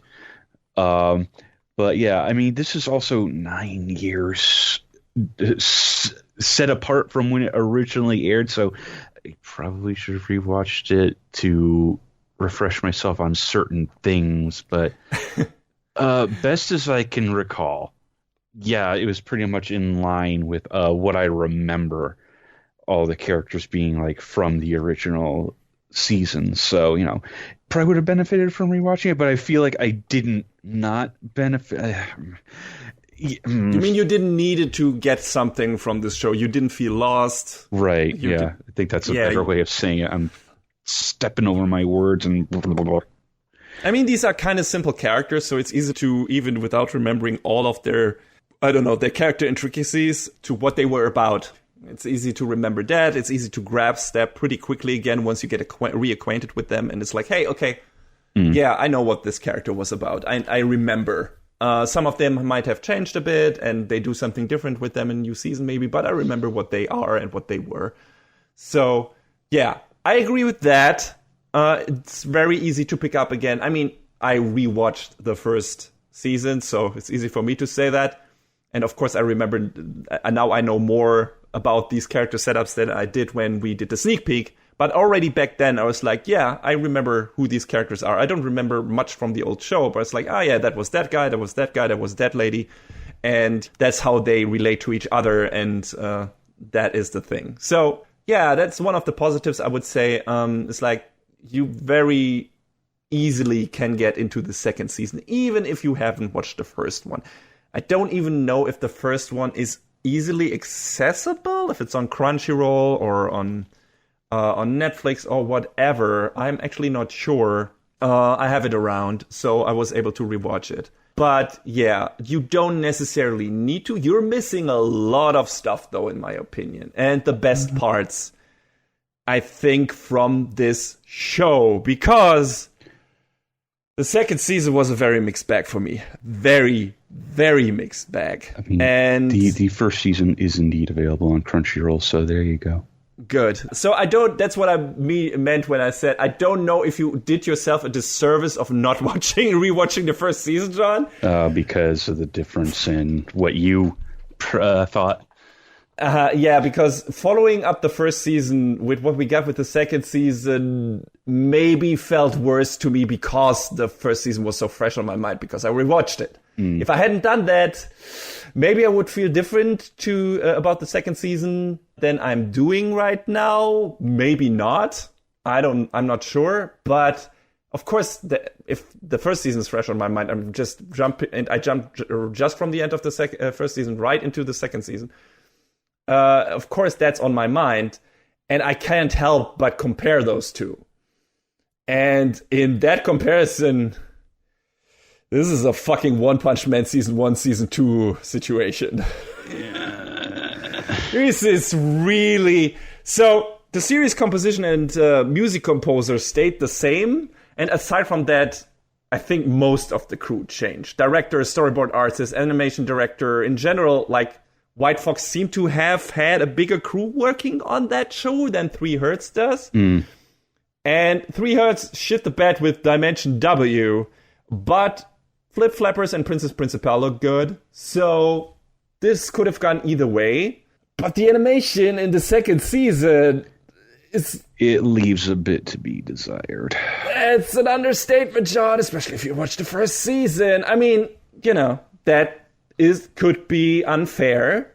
The animation itself in the second season is, I would say, mostly serviceable, but the direction is more generic. Like, you don't have as interesting just in general angles, everything, scene progression, and all that stuff. Editing, all of that is much worse in the second season. It looks really generic in a lot of parts. Like, season 1 had so much more interesting scenes, just in terms of looking the way it did and looking the way the second season is doing. That starts with the OP. Like, the OP, the editing in of the OP of the first season is great. The second season is such a massive downgrade from that. It's so boring in regards. Still has a good song, but it's not even remotely as energetic, as quickly showing you, oh, this looks interesting. This is what we're getting from the show. And so showing you all the different perspectives of the characters. Like, the first season OP is so charming, like displaying all the important main characters in like their most clear-cut version of themselves. And the second OP isn't really doing that. And it's just like, okay, we had this scene, and then we put this scene next to it. And it feels like in the first OP, those all flow into each other really, really well. I didn't get a feeling from the second OP, from the second season OP, which is a shame. And that progresses through the show, right? It's not... The action scenes are such a downgrade. Like, that's the worst part. Like, holy shit. It's, like I said, so I'm going from One Punch Man Season 1 to One Punch Man Season 2. Of course, One Punch Man Season 2 looks better than Devil is a Part-Timer Season 2. But also, One Punch Man Season 1 looked better than Devil Season 1. So, I guess the comparison is valid. In terms of quality downgrade from season 1 to season 2, one started higher. It's not great. I mean, it's more problematic maybe in the other show because this is not as action heavy as One Punch Man is. So you have more action scenes that don't look as good as they did in the first season. But then again, you have action scenes in this second season, just like you did in the first season. And in the first season, they served a really good purpose of mixing up, the standard, mostly dialogue-driven character comedy and character progression and everything. And they were like, no, we're putting a good action scene in here and having characters face off and do some character development also through the fights. And the second season, all the fight scenes, all the action scenes, in my opinion, look really bad. Like, there's some bright spots with very, very few scenes that look passable. But if you come directly from season 1... you cannot imagine how much worse season 2 looks, in my opinion. It's staggering. It's ridiculous. Whew. even watching the second season on its own, it felt like there was a real distinct lack of energy to the action scenes. I don't know. It's hard to really describe. No, that's a good way to describe it. They felt really phoned in. And that can be the part of maybe not as many talented people working for 3 Hertz, maybe not just in general, not as many people working on this project as worked on the first season. Like, I feel like, at least looking at the staff, and that might not be all the recorded staff, but looking at the staff listings on Anime News Network for Season 1 and Season 2, it seems like Season 1 was double the size, at least. Like, a lot more key animators on that shit, a lot of, more episode directors and stuff like that. And it feels like there were more people just involved with this and being pulled together by a capable director to deliver a very cohesive vision that worked incredibly well from beginning to end. And then this, not really. Like, we also get these new adapted character design by Yudai, that are also not as sharp as the previous ones by Atsushi Kariya. Like, it's pretty close, but something is missing. Especially Ashia, Chiho, and Emilia's faces look off in my eyes. Maybe it's now closer to the original design from the light novels, but I like the Season 1 designs better. Also, and I usually don't pay attention to that as much, but the show looks a lot less sexy, which is a bit of a bummer. Season 1 was kind of a sexy show. Like, they were not going ham with the fan service, but there was surprisingly high amount of it. Not like over exaggerated. I feel like it was still kind of tasteful, but it was in there. It wasn't so much in Season 2, and I didn't need it, but when they tried to go there, I was like, this is not this is not what it was when they were going for that there. The characters don't look as good. They don't look as, titillating, if you want to call it that. So felt like there was something missing from the formula that the first show had. They tried to impersonate it, they tried to copy it and imitate it, but when they were doing that, that was when the show was the lowest because they just couldn't reach those heights for one reason or another. And that was a bit of a shame. So you already said that you felt like that even without rewatching the first season. What was the thing that bothered you the most in terms of production values when it came to the second season? Yeah, definitely the character designs. Okay, because they just didn't feel as strong. Even looking at some of like just the covers of the light novels just now, it didn't even feel like they were trying to go for that. I mean, maybe Chiho, because her eyes in the light novel covers feel like they're these big 90s anime girl eyes. And I feel like they very much adapted that and made it sharper for the first season. And now for the second season, she looks a bit more... Moe. That sounds mean. Yeah. Yeah, that would be the nice expression of that, I would say. I would have even gone so far as to...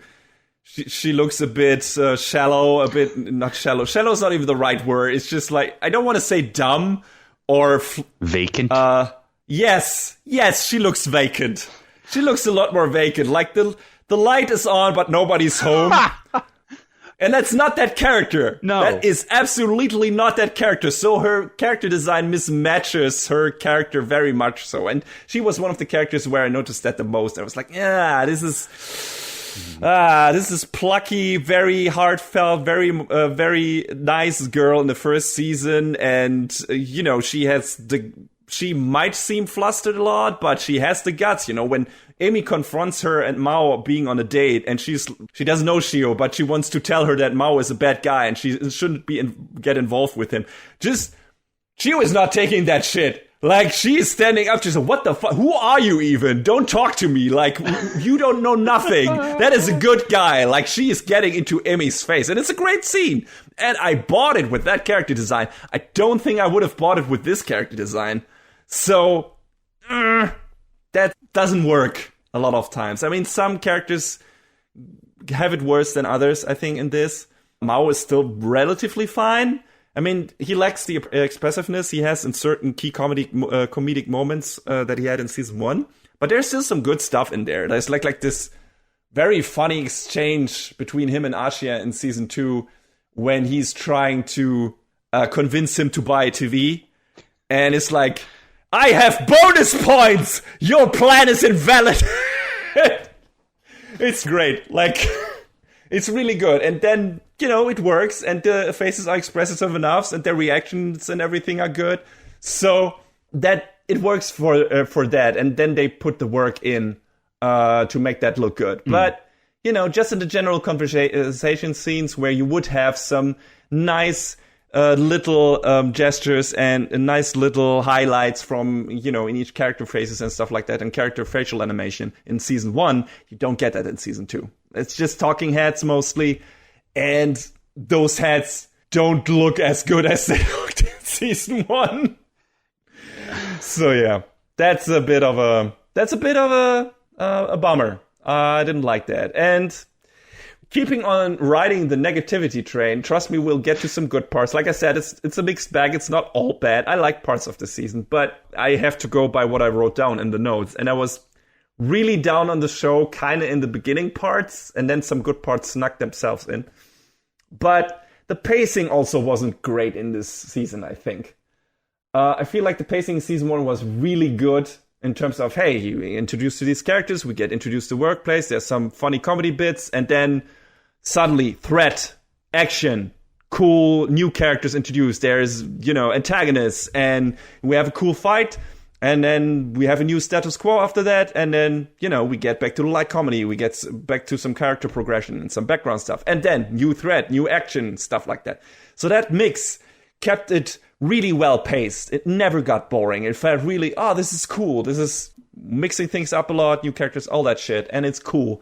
And season 2 is just, for a long time, what I already mentioned with Mao switching of a lot of workplaces, and we get introduced to these workplaces, and they, do their work there, and then maybe some antagonists show up, but also that gets resolved super quickly, and the fights don't look good, and it feels like there are no stakes. There's nothing really cool happening in between. There's nothing that is mixing up, the standard, the plot stuff, and the normal character development and the work shit.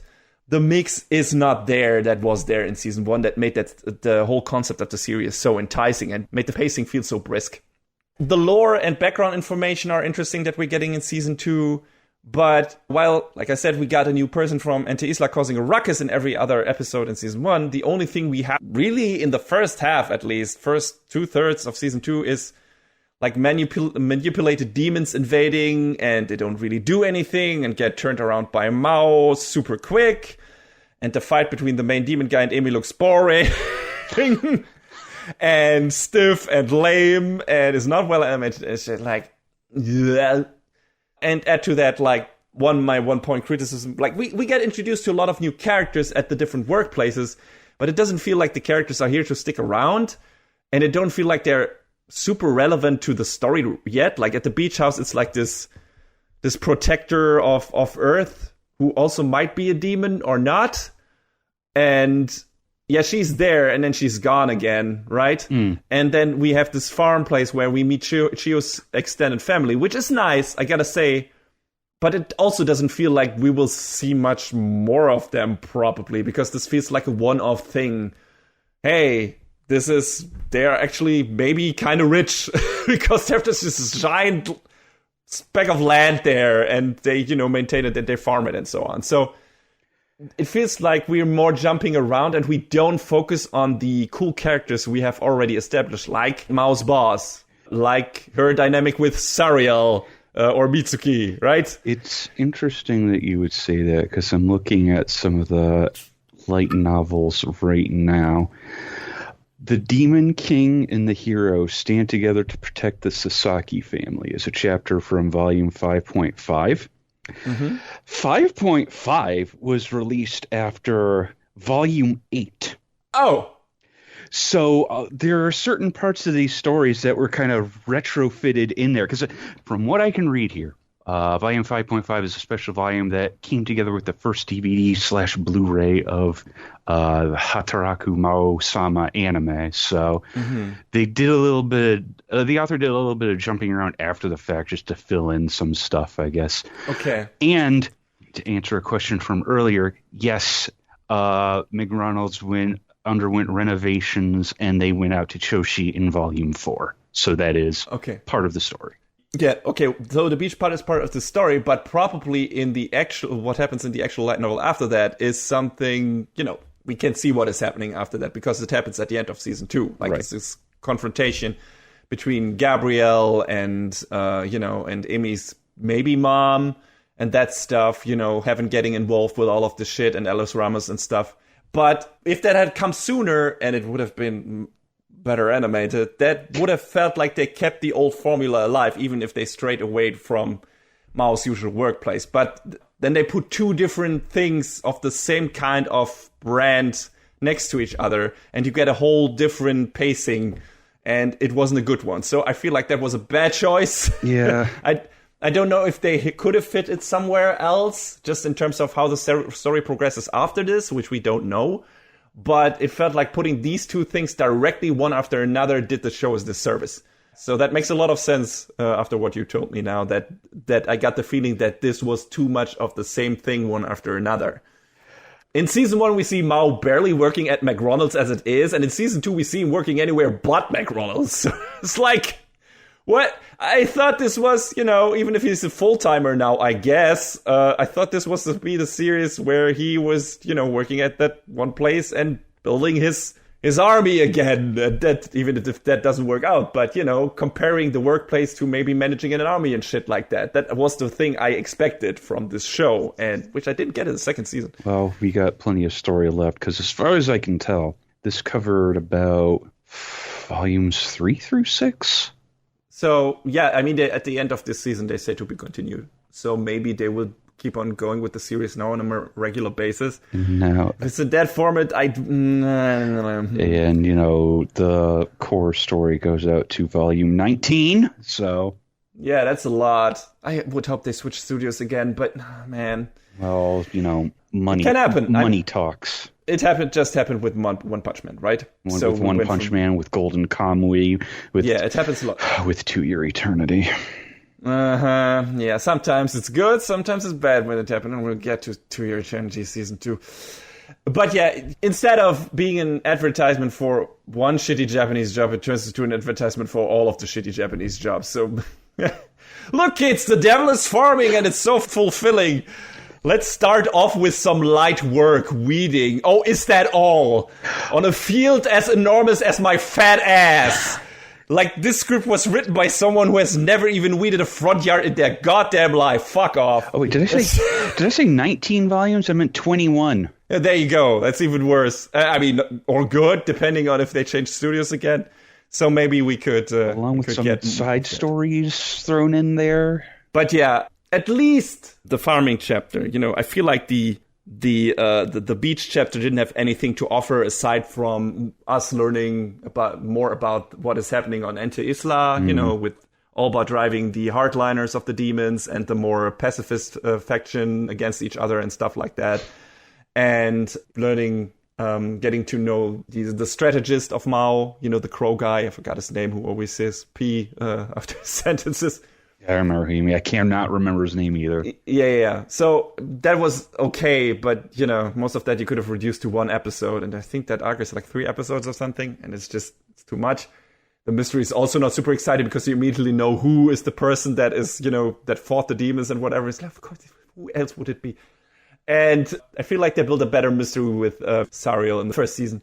And, the farm thing at least give us some story purpose with Amy's dad being a farmer and all that, and she having a gripe with Mao doing this particular job now, since his army killed her dad and destroyed her village. Like, I feel like her getting into that, which she doesn't really need to do because she has a job. Like, she's basically taking vacation to help with that, and you wonder, why are you doing that?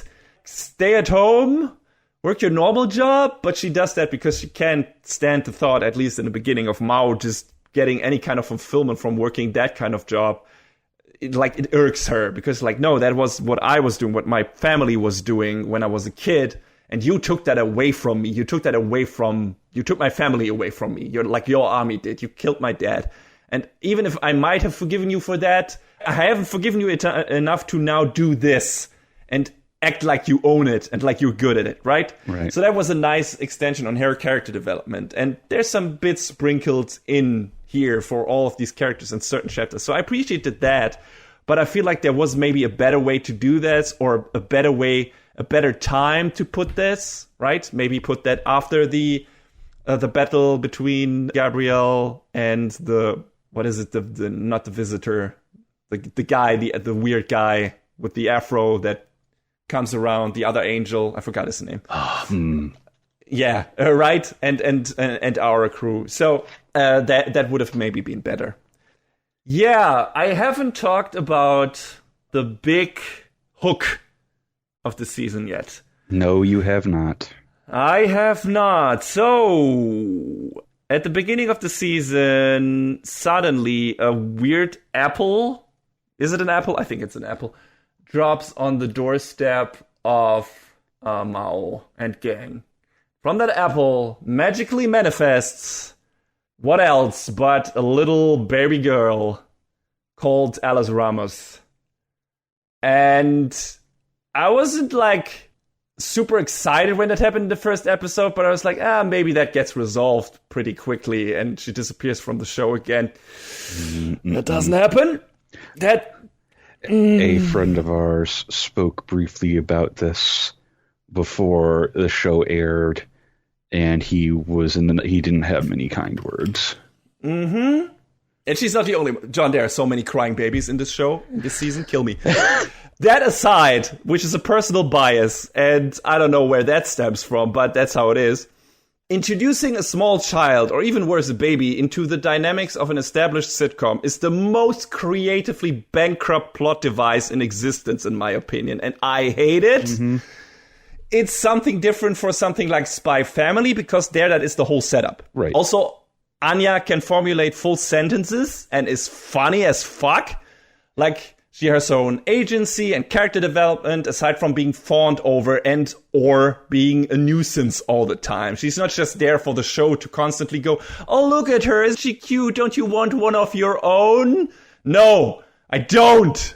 So there's no appeal for me. Why not? Get that little fire siren out of my escapism. I don't need it. And she is there to stay. Like, Alice becomes part of Amy's Sword and Armor. That means she will be in the show forever, and she will not grow up probably. Yep. Oh no. Yep. This is the life now. Yeah, like, I get it. Maybe it's also something that why the show was renewed, where it's like, hey, what I mentioned earlier, kids, Japanese nerds who watch this, please get kids, please procreate, please get babies. Nah. And that kind of fits that formula. And if it's too fucking in your face, that I also don't like that, because it's so, again, that is probably part of the light novel. So I can't really. It absolutely is. Right? But it's like, and that came much earlier before that, was creeping up in anime super hard. So I don't think that is what the show is doing, but you've seen this around, and you could say Spy Family might also be part of that. But again, Spy Family is just a much more appealing story and has more appealing character dynamics, and that's what it was set up. I knew what I was getting in for when I watched Spy Family. It's like, hey, two people that are definitely not suited to be parents adopt this little gremlin that can read minds. Okay, you got me. That is a great setup. I love it. I think that's fantastic. That has a very special brand of comedy that I can gel with. And also all these characters are great. Right. So I'm there for that. Devil is a Part-Timer was a completely different show in the first season. It was like, here is this work comedy, and here are these characters who kind of hate each other, but also are kind of in the same boat. And also, they were demons and superheroes before. And also, demons and superheroes are coming in from the other world, and they have awesome, amazing fights. And I'm not getting that from the second season. Now I'm getting, isn't it cute? We have baby here, and we're gonna take care of the baby. And look at all the way we have to take care of baby. It's part of our life now. And the thing that we did in the first season kind of gets into the background. And I'm like, that's not the kind of progression I want from this. Like, not at all. Like, maybe ponder more on the stuff of, hey, he's a bad guy. He's trying not to be a bad guy anymore. Like, what do the other characters think about that? How does he succeed? How does he not succeed? Maybe he fails in certain parts and maybe shifts more to the bad guy side again. And what do the other characters do with that? How does Chio react to that? That's the interesting stuff I was hoping for. And you can still get a lot of comedy from that. Good comedy bits. They don't do that in the second season, really. I'm going to do some parts of that, and those are the good parts. And I will talk about that momentarily, so we are done with the negative shit. But introducing Alice Ramos into the show was the worst thing they could have done. It's so woof. That dragged the show down for me a lot. I was like, every time she was on screen and just the show was so intended. Oh, isn't she cute? Like, she's the cutest thing. Oh, and it grinded to a fucking halt just to do that. Nothing was happening. It was just showing Alice Ramos being a cute baby, maybe, but also showing her, crying at every little thing, as babies do. That's fine, but that's why I don't watch shows that focus on that shit. And now you got it in my fun comedy fantasy show. And I didn't sign up for that. So I was super, super, super down on that. I was not okay with the show being that. I don't know, how did you feel about it? How did you, well, it's what was the wild because it happens so early in the light novels. Like, the first season really only covered like 2 volumes, and then Alice Ramos comes in volume 3 like very suddenly. So it probably was a plan all along to go there by the author, right? I gotta assume. Part. The thing that bothers me most about it is not even, there are not many. I'm exaggerating. There are not that many scenes where she cries, right? Right. There's like 3 or 4 scenes, like where she's, being in a bad mood and shit like that. That's harmless in regards to real babies. And there are scenes where it's just about her being cute and all the time and nothing is happening in the show at that point. But, it's still, it could have been a lot worse. Like, she's in the show and at some point she just disappears into the sword. And then it doesn't show up until fights happen. It's like, a lot of parents probably would love to have a sword like that. I can imagine. But it's not as bad as it could have been. But still, it's like, she doesn't contribute to the show anything that is of interest, I feel like. The only thing she's there for is like being a MacGuffin, where it's like, why is she here? What is she? Yes, she is the manifestation of this kind of seed that makes up the whole world. So they have to protect her and make sure that she doesn't fall into bad hands, whatever. But that's all she is. She doesn't really do anything aside from teaching the characters, I guess, about responsibility, but they already learned about that while doing their jobs. It's not like she's bringing this completely new layer into their character development. It's just a new wrinkle that is not that interesting.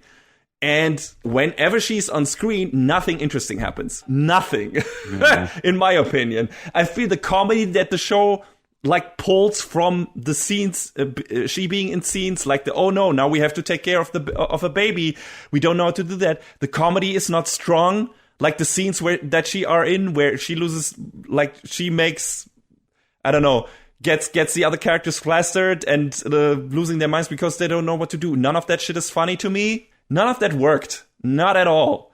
And so she feels like kind of useless contribution to the show, like a useless addition to the show. And it's just like, I didn't want the dynamic we had in season 1 changed in that way, because that dynamic worked really well for me. And now you put this new factor in that changes it in a way that is not great. And every time we break out of that in the second season, it gets good. Every time we return to the thing that we had in the first season, it gets good. So I'm like, okay, it's pretty obvious what's the problem here, guys, aside from the lackluster animation. It's like you introduce something, or the author introduced something to the light novel that takes back something that the first season or the first 2 volumes of the light novel promised the show would be about. And now it's about something else. And I didn't like that. I didn't like that at all.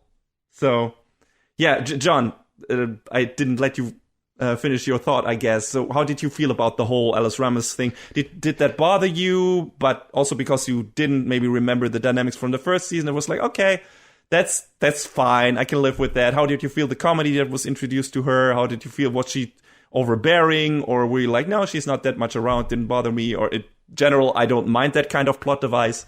How did you feel about that aspect of the second season? I mean, I could have lived without her, but in the same respect, I didn't hate her. Yeah, I didn't hate her either. It's just like I nothing her. It's like, why are you here? Yeah. I don't need you here. You are not. Like, I feel like the story could have done fine without her. And yeah. You could have just used some other device to introduce the seed of Yasod in here, like that MacGuffin. But we've personified it. Now it has emotional value. Sure, I guess for that, you sound facetious, but, you know, I guess in that regard, it makes sense, because then it makes sense that the characters would attach themselves so heavily to protecting the sword, protecting the arm, protecting Alice Ramos, because now she's a part of their family. I get that. I sound facetious?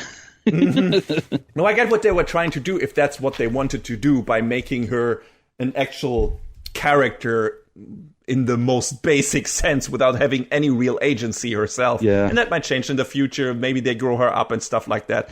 Like they did with Chibiusa being, Dark Lady, what she was called in Sailor Moon. But looking at the cover of the final volume, I got bad news for you. Well, I didn't expect them to do that. I said she was going to stick around. She's going to be like, hey, it's cute mascot character. Look at her. Isn't she adorable? No. Maybe she is to other people, but to me, she is just superfluous. That's what she is. She doesn't need to be here, and the only thing she does do is take the focus away from the stuff that I liked in the first season. So there it is. That is probably the most negative thing that I have to say about the second season, aside from all the animation problem and stuff like that. But Alice Ramos grinded the interesting parts of the show to a screeching halt in a lot of moments, and was drawing away the focus from stuff that I was actually interested in. I was like, just fucking, I don't care. But yeah, what was cool and was also neat about them seeing different bits, different work environments. I wasn't a big super fan of that. I would have liked to see more of, Mao doing his regular job, and maybe seeing more of Amy's regular job, getting maybe beef with her superiors, with her customers, whatever, in customer care. But, seeing stuff like, the beach, sure, it's a different vista, but also the customers apparently maybe all being ghosts or whatever. I didn't quite understand that at the end, but that was interesting. And when they get to the farm stuff, it was cool them highlighting the different new ways to profit off farmable land, like the solar panels, the organic food shop, advertising leftover misfit vegetables for a lower price and stuff like that. It was like, oh yeah, that's neat. That's cool that they show that off and give you an idea of modern, I guess, farming in a way in Japan, if that is accurate, which I assume it is. So how do you make use of that? And I thought that was pretty interesting, and how they worked it into that. And we also get a very interesting development when Mao apprehends one of the solar panel thieves of that particular mini arc. He says, "You four will spend the rest of your lives paying the price for hurting people, just like us." And I think this is the first time he, at least in words, takes responsibility for what he did in Ente Isla and considers his current life the atonement for it. Which kinda, and it was what I was talking about earlier, when it's like he seems to resign himself to now working this job, and, maybe lies to himself that he will become powerful once again. But he has just fully subscribed to that kind of life now. But this moment, for me at least, completely recontextualizes his eagerness to be the best at his job and why he is working hard. He has grown enough to feel responsibility for what he did when he was the evil Mao, the demon lord. And this is his way of atoning for it. It's like, okay, I did shit, and I'm just gonna be a good guy now, who takes responsibility, who helps other people, who is responsible for the people in his army, quote unquote, and, who doesn't make anyone cry anymore. And even if my life is harder through that, because I don't get much money and everything, and this is a kind of hard life in this world, this is what I was meant to do, because this is the result from what I did earlier. If he wasn't, the guy he was, he wouldn't have to have fled to the human world and, take up this life. So it feels like he's kind of shouldering the blame in that regard with that simple sentence that he drops in this arc. It's like, this is the price I'm paying. This is the price for being the guy that I was. And I'm fine with it. And I'm totally okay with it. And I've grown to accept it because, yeah, sure. Yeah, I deserve this in a way. And I feel like I can make the best of this and become a better person this way. So that's cool. That's super cool. That was one like of the neatest bit. I might be over-interpreting stuff, sure. But considering what he said in season 1, and he explicitly says in season 1, when, I don't know who addresses that in front of him. It might be Chiho, where it's like, why did you do what you did back in Enter Isla? And I think he says, I wasn't really thinking about it. He wasn't thinking about the fallout. He wasn't thinking the damage he was doing. He had just this one single-minded goal. And it was like making a better world for his people and not taking into account how he made the life of other people in the human wealth incredibly worse. And like a lot of people getting killed and damaged and all that shit, right?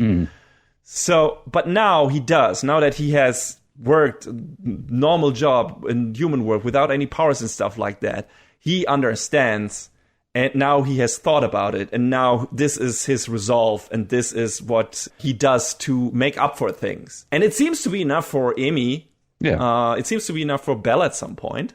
They seem to be like, yeah, okay, he doesn't tell them that is why he is doing that, and that I'm gonna rebuild my army and everything is probably all just a front. But I guess deep down, subconsciously, they feel that is what he's doing. And, the way he's acting towards other people now and being, like, super nice to everyone and helping out and shit like that. And that's enough for them to be like, okay, this is your redemption arc. We can live with you leading this kind of life and paying for what you did this kind of way. And that is super cool. And it feels very, very good. It feels like, yeah, this is some progression that I can get behind. And this is something I maybe didn't expect from this show to do.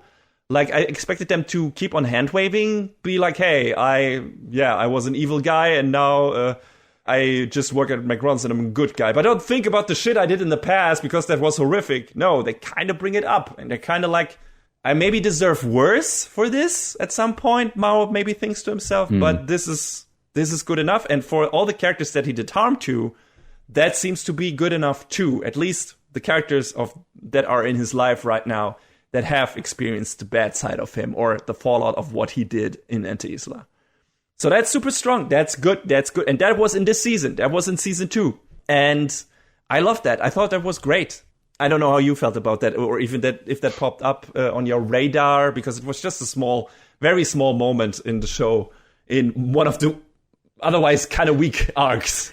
I mean, I feel like they kind of pressed on that a little bit, but even before that too, while they were helping out the Sasakis, and Mao was like, yeah, Emmy came from like a family of farmers while they're trying to help out on the farm, and it's like, yeah, he sort of has a real moment right there where he's actually starting to think about things. Yeah, I mean, he gets confronted with this shit now that he has like this close relationship, and it is a close relationship, especially once Alice Ramos comes into the field, which is, I guess, again, another reason for her existing, because it lets Emmy and Mao grow even closer together, because they have to, because they're taking responsibility for this child, which is not always like, I don't know the messaging behind that, because staying together just because a kid, if you otherwise hate each other, is the worst kind of thing to do as a parent. Yeah, about that. So I don't know, the messaging here is the best, but it is at least a reason for them to spending even more time with each other, and through that, Mao even understanding more about how Amy feels and everything, and not just treating her as the hero, always up in my ass and shit like that, right? So that's kind of good. I guess for that, Alice Ramos is good, but again, could have done that the other way again. I don't know. Amy's apartment gets demolished or shit like that, and she has to stay with them for a longer while. You could have found other ways to do this, just to have these characters be closer to each other. She has to move in with Belle. They just spent more time together just by proxy. This was the only way. They tried to have their cake and eat it too, but for me, that didn't work. But regardless, that part I liked. I liked a lot. I thought it was great. I thought we have like this clear-cut character arc for Mao, and I finally understand why the character is doing what he's doing. While in the first season, I still thought that he was resigning himself to his life because he grew to like it, and it's maybe still an easier life than being the demon lord or whatever. I mean, that's what Lucifer is doing. He's like, no, this is heaven. I get to sit around all day at my laptop. I get to play games. I don't get to do shit. I don't have to pay for anything. The only thing I have to bear is sitting in this hot apartment, but I'm okay with that, right? So, but no, that's not what Mao is doing. He is actively, apparently, seeking redemption and doing that through taking responsibility in a low-income job, which is okay. I mean, right? But the subtext of that is also these kind of jobs are punishments. So if you work in that and you've done anything wrong, if you are not a former demon lord that has killed a lot of people, why are you working in this job? It's weird. I don't know if the author thought about that and how that rings, how that echoes in a certain way, but it's funny. It's funny to think about that. Also, weird tangent where that just popped out at me, where the supervisor, or not the supervisor, the monitor guy from heaven, when he arrives and speaks English in a restaurant, and they don't understand him. Like Mao says, if you don't change your language, you won't be let into any udon places anymore. It's like, what? Like, you get prohibited from entering a restaurant if you don't speak Japanese? Like, what? Or, like, is it that the Watcher guy was rude when asking for forks? Or because it sounded like he was asking for fucks? Because that's what I understood at first. Are there no fucks here? Instead of no forks here. So, I don't know. That was super weird to me. It's like, what? If you don't change your language, you can't eat any place. We're like, what? What the fuck? Okay. Maybe you have tourists in Tokyo, right? So yeah. What is going on? It was just, maybe it was a translation error or something like that.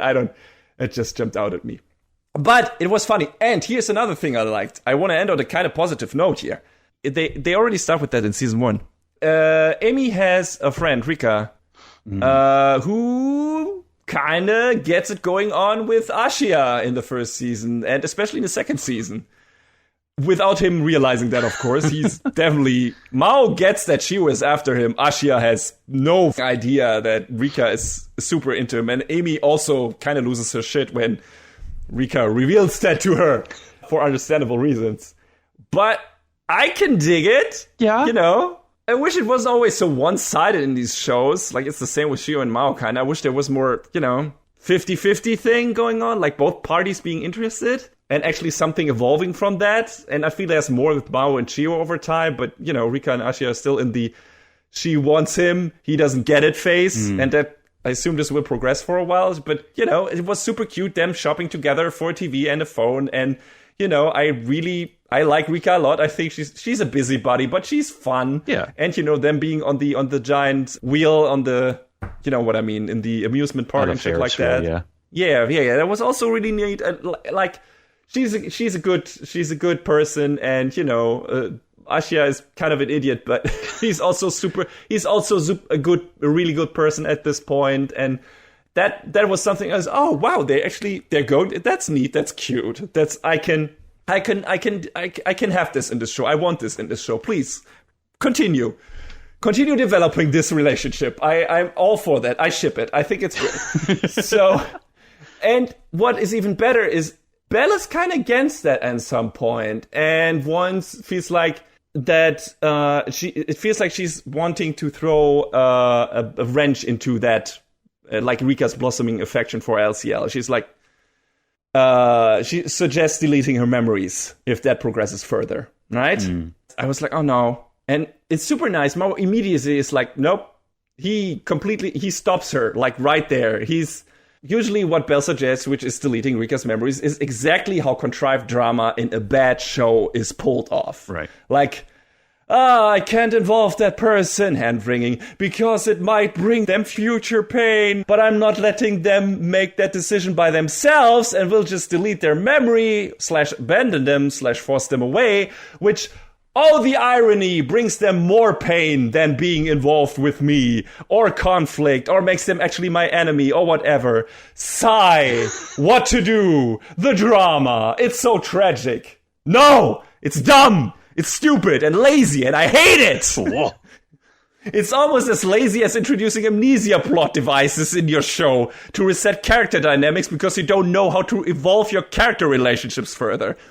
If you do that in your story, stop being a writer. You suck at writing. Wow. Start working at McDonald's instead, you fucking hack, and don't inflict these stories on me in my TV shows, movies, and books. Like, very glad they didn't go for it here. And oh my god. yes, I feel a lot about that, John. I've seen too many fucking amnesia plot lines in TV shows. It's the worst. It's ridiculous. It's so lazy and stupid and dumb. Yeah. If it's the setup, that's something else. Like, with setup, Spy Family being the parent-kid dynamic, and here introducing a kid after the fact is not great. But, setting up with an amnesia plot device being like, okay, we don't know anything about the character, and that character doesn't know anything about themselves. That's interesting. That's cool. That's a mystery. That's like, okay, I want to know. I'm going to learn about that character with that character together. That is super cool. But you have a show that's running for 4 seasons or something, and then the show's like, whoop, now that character has forgotten everything because we want to get back to the old status quo. And it's like, fuck you. You wasted my fucking time for 4 seasons. Get out of here. I hate you. So, I'm really fucking glad they didn't do that here. I mean, they might still do it, and that's the point where I leave the show, at least the latest. But right now, Mao immediately shuts it down, and he reacts in a very grown-up way, and he's like, hey, we'll find a way. Look at Chiho. She knows we're demons. She can deal with that. And we're gonna confront at some point, organically, if she gets close enough to Ashia, we will confront Rika with that, and then she can decide what she wants to do with that.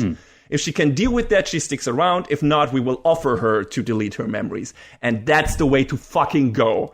That's the good way to pull off this kind of drama, this kind of character dynamic. It's like, hey, if she can... It's surprisingly mature. I loved it. I was like, holy shit, I did not expect this kind of maturity from the show. Like, especially not from Mao necessarily, although he is kind of the most responsible grown-up person in the show, aside from Emi, I would say. And maybe Shio to an extent. Ashia, I guess when it comes to the household, but everything outside of that, he's not that world-savvy, really. And so that was super cool. I love that. Credit where credit is due. And I hope they stick with that attitude. And it's like, man, I didn't expect this, and I think that's great. So we'll see where they go from here.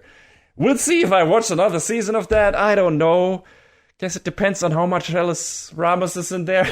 I don't know. Probably a lot. Probably. I mean, like I said, they reduced her presence, her appearance, by the end of the season, a lot. She is mostly spending time in that sword. Sometimes she appears and hangs around with these characters, but she is just basically decoration. She's decoration for whoever finds her cute to watch in the show. And she is not doing anything in the show. She doesn't get abducted or anything. She doesn't become something they have to fight over. Whatever. That might happen later, right? Because she is this kind of important MacGuffin, quote unquote. That might still become important later, but Gabriel's subplot is kind of already finished in that regard, and it might come up later. We'll see. We'll see what other antagonistic parties appear, and some of them might try to kidnap her or whatever. But at this point in the show, the way she's treated, I guess I can live with that, because she is just there. She's just there. That's it. She's just, like I said, decoration. So that's fine, I guess. The main problem going forward from this, if they don't increase her screen time again, is the animation quality. Because, even if they stick closer to the old mix again in coming seasons, The good fights were a big part why I liked in the first season. The good animation, not only the fights, but in general the good animation quality. You know, the comedy also being much more snappy in the first season. I felt like, and I just didn't like the downgrade in production value and the focus on the low income job advertisement. Also here, cute babies, whatever. At least in the first half, I'm glad they mostly kept her in short form, like I've said in the second half. Mostly, it's good, it's fun like that. I also didn't like that the pacing became so slow because they attached that extra story in there that apparently came later, and it didn't feel like big things were happening as much as they did in season 1. And those weren't even that big things because it were like villain of the week characters. Some of them though then staying around. That was a worthwhile addition then. It was not just have a Monster of the Week show, but also some of those characters stuck around and became part of our main characters' lives, or, you know, a dangerous force in the background. Olba is still around, so it's not like he's a one-and-done villain, probably. The occasional well-directed action scenes in the first season really did a lot to make that season feel more brisk and exciting, in my opinion. And season 2 partially felt like a rather uneventful slog. And while I think there are still good jokes in season 2, like I said, the timing on the jokes in season 1 definitely felt more snappier and was more visually impactful due to the much better animation. I like the general direction of the story in this season in terms of, you know, filling us in on the background of some of the characters and evolve them further, the stuff they do with Mao and with Emi and everything. I like that. Getting to know more about the lore of Ente Isla and the demon world and heaven was also cool. Like, how does the demon world work? It's a very harsh place. That's the biggest reason for Mao doing what he did in the past and acting the way he did. He was saved by an angel, I think, which might also be Emi's mom.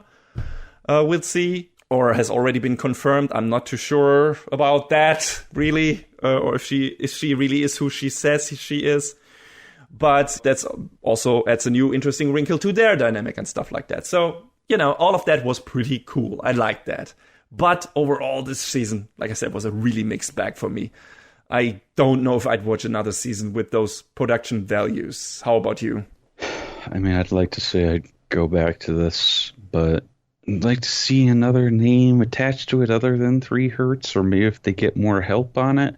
Yeah, but you know, I guess there's 3 still Hertz time isn't for bad. that. But like we established, like I said in the beginning, Flip Flappers look good. right. Princess Principal look good. I haven't watched the Princess Principal movie, but I assume that looks even better if they also did that.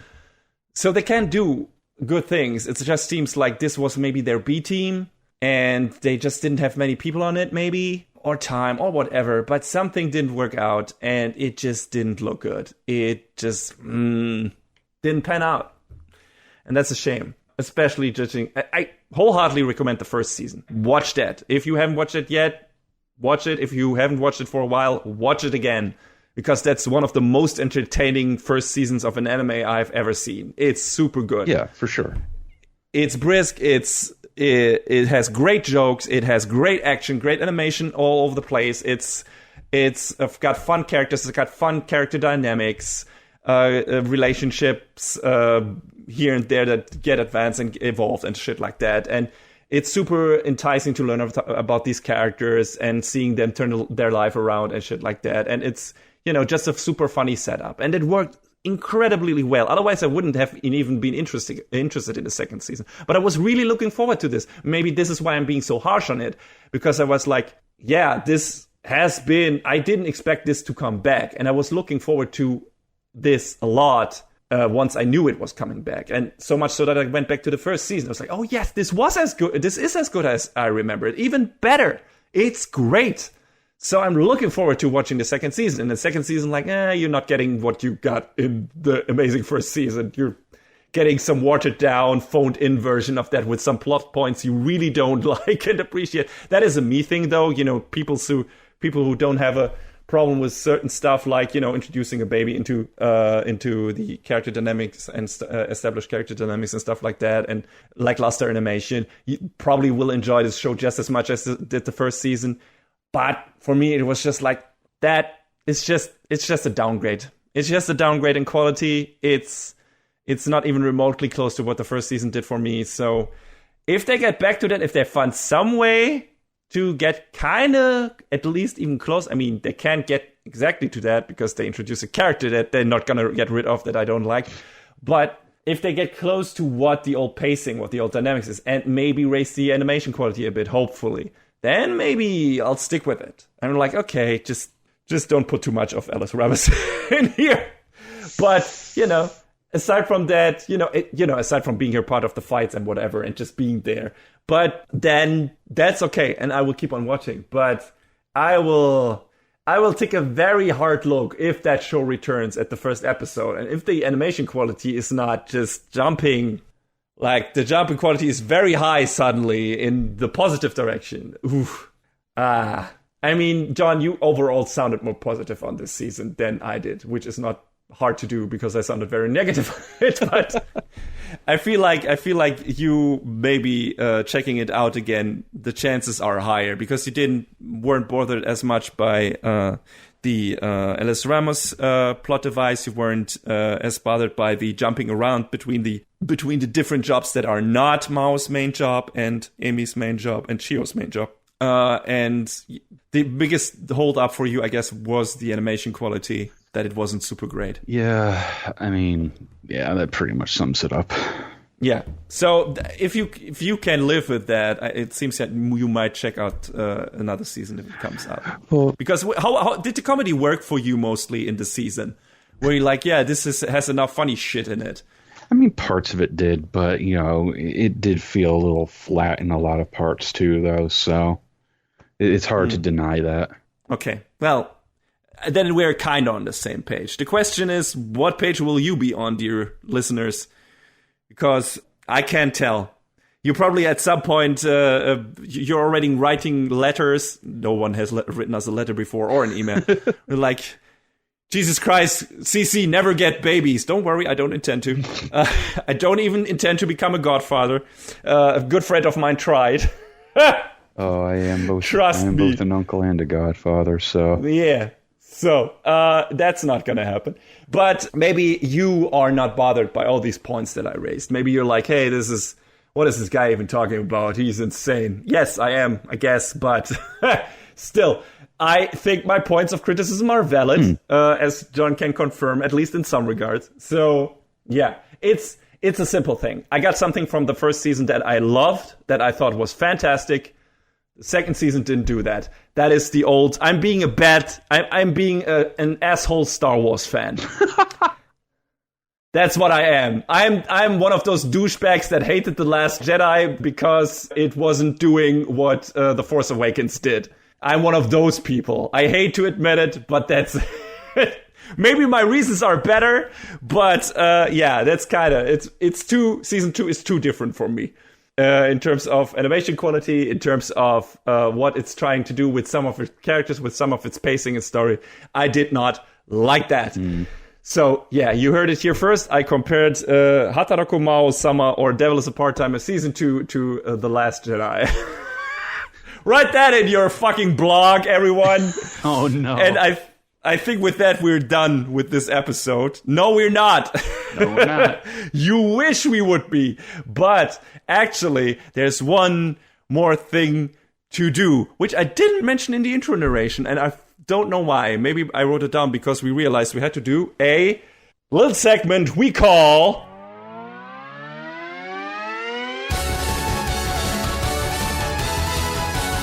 Best of the Season. So yeah, best of the season time, John. It was a wild season. There was a lot of shit in here, and a lot of shit I liked. Some things I liked partially, and yeah. So I am. For me, this was a really tough choice. What do you have in your I don't know, top 3 or whatever? What are the things that are even close to best of the season material for you? What are your candidates? I have a top 2 this time around. I would have assumed so. And it's hard for me to decide, but I really, really enjoyed Cyberpunk Edge Runners and Lycoris Recoil a lot. Understandably so. Great shows, both of them. Yeah, they're both great action shows with, some really with unexpectedly neat character development. One of them gave me a reason to try and play a video game. I really like them both a lot, and it's for a lot of the same reasons, though, which makes it hard to decide between the two, because I think they're both incredibly executed, and just, like I said, what happens between the characters in the shows is both really, really great. So I'm sure you had at least one of these two on your short list as well, right? Yes, absolutely. I mean, Lycoris is definitely in there. I love that. I thought this, like I mentioned in our review of that, I thought it was like a peak anime version of buddy cop action movie with some sci-fi elements, I guess, maybe, but also just in general here. Also, I guess a bit of a work comedy, that is that too. Yeah. So, and yeah, with the cafe and everything and all that shit. But yeah, it was just a very fun, brisk buddy cop comedy story, which I'm always fond of in general. And the main characters are great, and the action looks fantastic. And yeah, it was just a super brisk, funny, fun show, and I liked it a lot. I loved Cyberpunk. I thought this is one of the most tight packages ever, just in terms of character, drama, animation by Trigger, that is one of their best. And, just a really great, gruesome cyberpunk story, as the name would suggest. It's just good. I mean, it's a bit predictable. That was probably my main point of criticism there, was like, when I started the show, I kind of already knew mostly where it was going with these characters. But that didn't really matter, because all of these characters were still interesting and their journey was still interesting, even though I knew where their journey was going. And all the little additions to that were great, and just the way they laid out the character stories and, what they did with some of them was just cool. And just the way they went about it was just really, really well done, and felt like, someone who knew what they were doing was writing the script, and someone who knew what they were doing was directing the shit. And that's what I felt like. And it looked amazing, and the animation fantastic. It's just so colorful, and the music is great. Everything, production values up the wazoo. It's a really great show. It's probably the best anime I've seen on Netflix, if I'm not mistaken. Probably. Unless you want to count JoJo's, which is also on there, but it's not a Netflix exclusive thing. So yeah, probably one of my big favorite new Trigger shows. Yeah, for me, for sure. I mean, I wasn't too fond of Brand New Animal in the end, because I felt like the political messaging or any messaging really in there was super muddled, and I didn't really grasp what the show was trying to tell me. Maybe it was a more extended version of what Promare did, and in Promare it's like the very last moments of the show where you like raise an eyebrow and you're like, what? That's how you wrap this up? Yeah.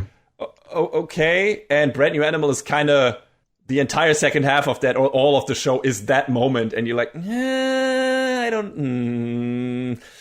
This is a weird payoff for what you were setting up, my dudes, or my dude, and so. Cyberpunk Edge Runners was a huge upgrade from that. I love that.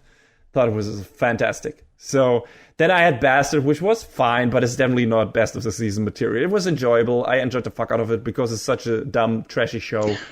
I liked Spriggan in parts, but also it was just like Devil is a Part-Timer Season 2. It was not the thing I hoped from that thing. For this, it was because I knew the source material partially and the old movie, and I had different hopes for this adaptation in terms of production values and presentation, and that's not what I was getting. So it was like, nah.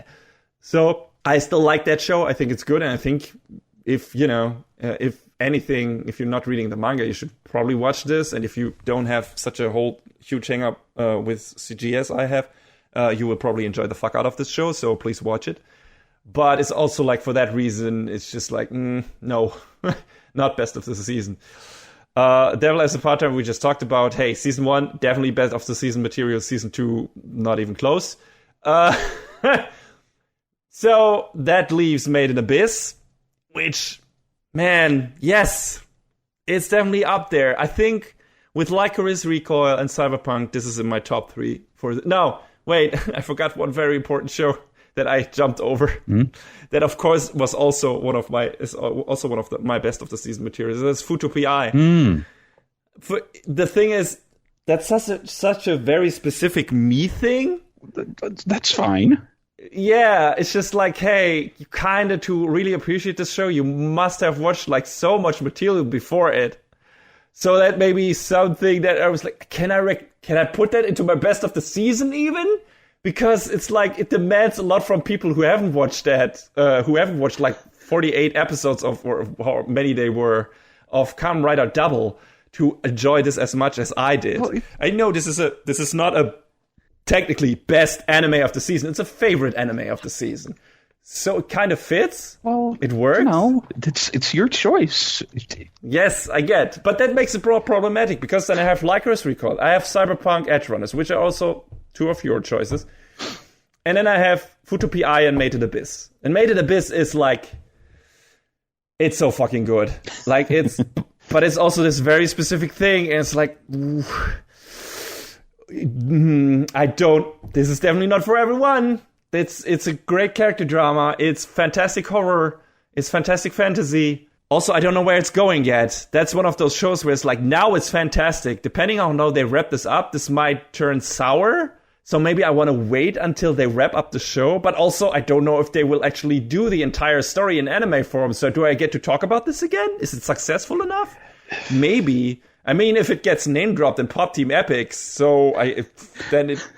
Yeah, I mean, I was saying to CC before we started recording, Nanachi just kind of appeared in an episode of Pop Team Epic because Square was bankrolling some of the episodes, I guess. Yeah, so it's really harsh. I mean, Futopia might not return at all, so I kind of leaning toward choosing that if you choose Cyberpunk. But if you're not choosing Cyberpunk, you choose Lycoris, then I have to choose Cyberpunk Edge Runners because just in terms of enjoyment, production values, everything, this is the best show of the season. It's not a contest because it's just a fucking good story told in the best way possible in terms of how it is presented. Then I shall choose Cyberpunk. How very sacrificial lamb of you. Thank you very much. And that's not to say, I like one more than the other between Cyberpunk and Lycoris Recoil. I still think Lycoris Recoil was great, but Cyberpunk was just so unique in its presentation, I feel like, and that just kind of helps push it a little bit further, I feel like. Yeah, thank you first of all, but because I feel like that the chances of Futopia dropping in quality in coming seasons is higher than Made in Abyss dropping in quality. I'm probably going to give best of the season to Futopia this time around, because Made in Abyss, I think more people watch. I think nobody watched Futopia except for me. Oh no! I have not seen anyone talking about the show. People talked about Made in Abyss, definitely. So the chances of that coming back are much higher. Like, Futopia is a miracle show. Like, it is a sequel to a tokusatsu show from also a lot of years ago. And it's an anime sequel. Something I always wanted. I always wanted a Kamen Rider anime. And it's a good one too. It's entertaining. It brings all the characters back that I like. It does all the same funny shit I liked in the tokusatsu show. It extends the universe. It has great animation for the most part, at least in the first third and last third. And, it's just a breezy, entertaining show. I love it to bits. It's great. I don't know if it will stay that way, if it even will come back. The chances of it coming back and having much worse production value because nobody watched it are very high. So I don't think that will happen to Made in Abyss. I don't. And I think Made in Abyss will also have a fantastic third season or a new great movie. I mean, this is a gamble. I did that with My Hero Academia Season 3, where I was like, yeah, this is going to keep on going, being as good. And I should have chosen My Hero Academia Season 3 definitely as my best of the season in that year.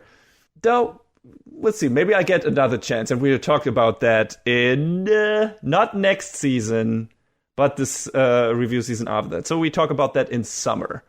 No, in spring. In spring. We'll talk about that in spring. But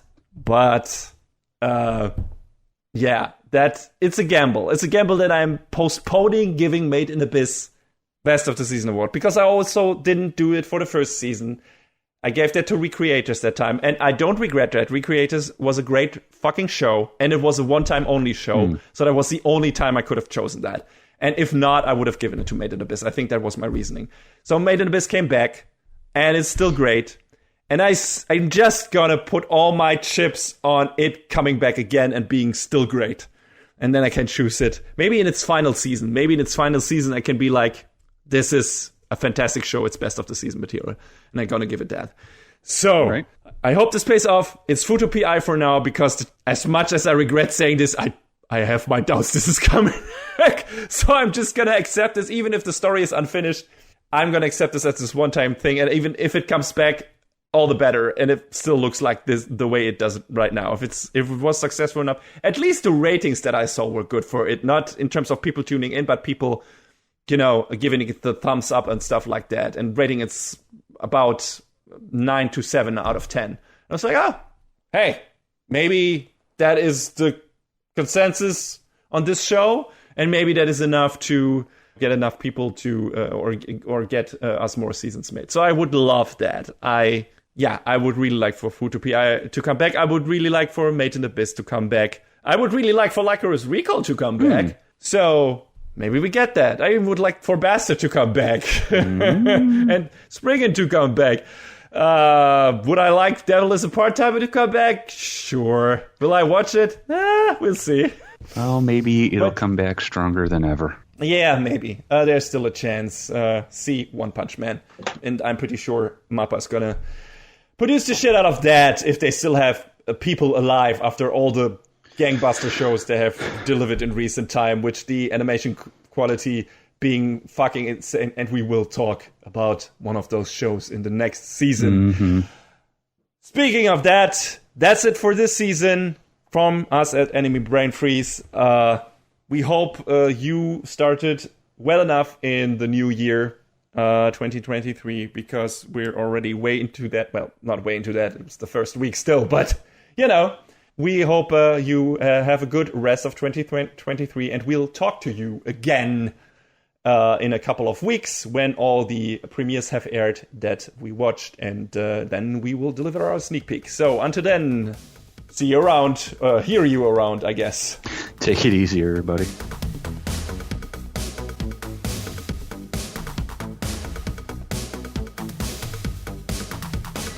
And that is a wrap on the 137th episode of Anime Brain Freeze. All the music in this program is from the Double Dragon Neon soundtrack by the amazing Jake Kaufman. Please go to virt.bandcamp.com and check out his awesome work. Our show is available on most of the popular podcast services, but it's always worth visiting animebrainfreeze.com for our review index and more. Leave us comments and questions on YouTube, follow us on Twitter at AnyBrainFreeze, or send an email to animebrainfreeze@gmail.com. We would love to read your feedback. Thanks for tuning in, we hope you had a good time, and please join us again on our next episode. Macht's gut. So long, everybody. Next time on Anime Brain Freeze. Sometimes all you need in your life is a con artist. To help you find out you're great the way you are.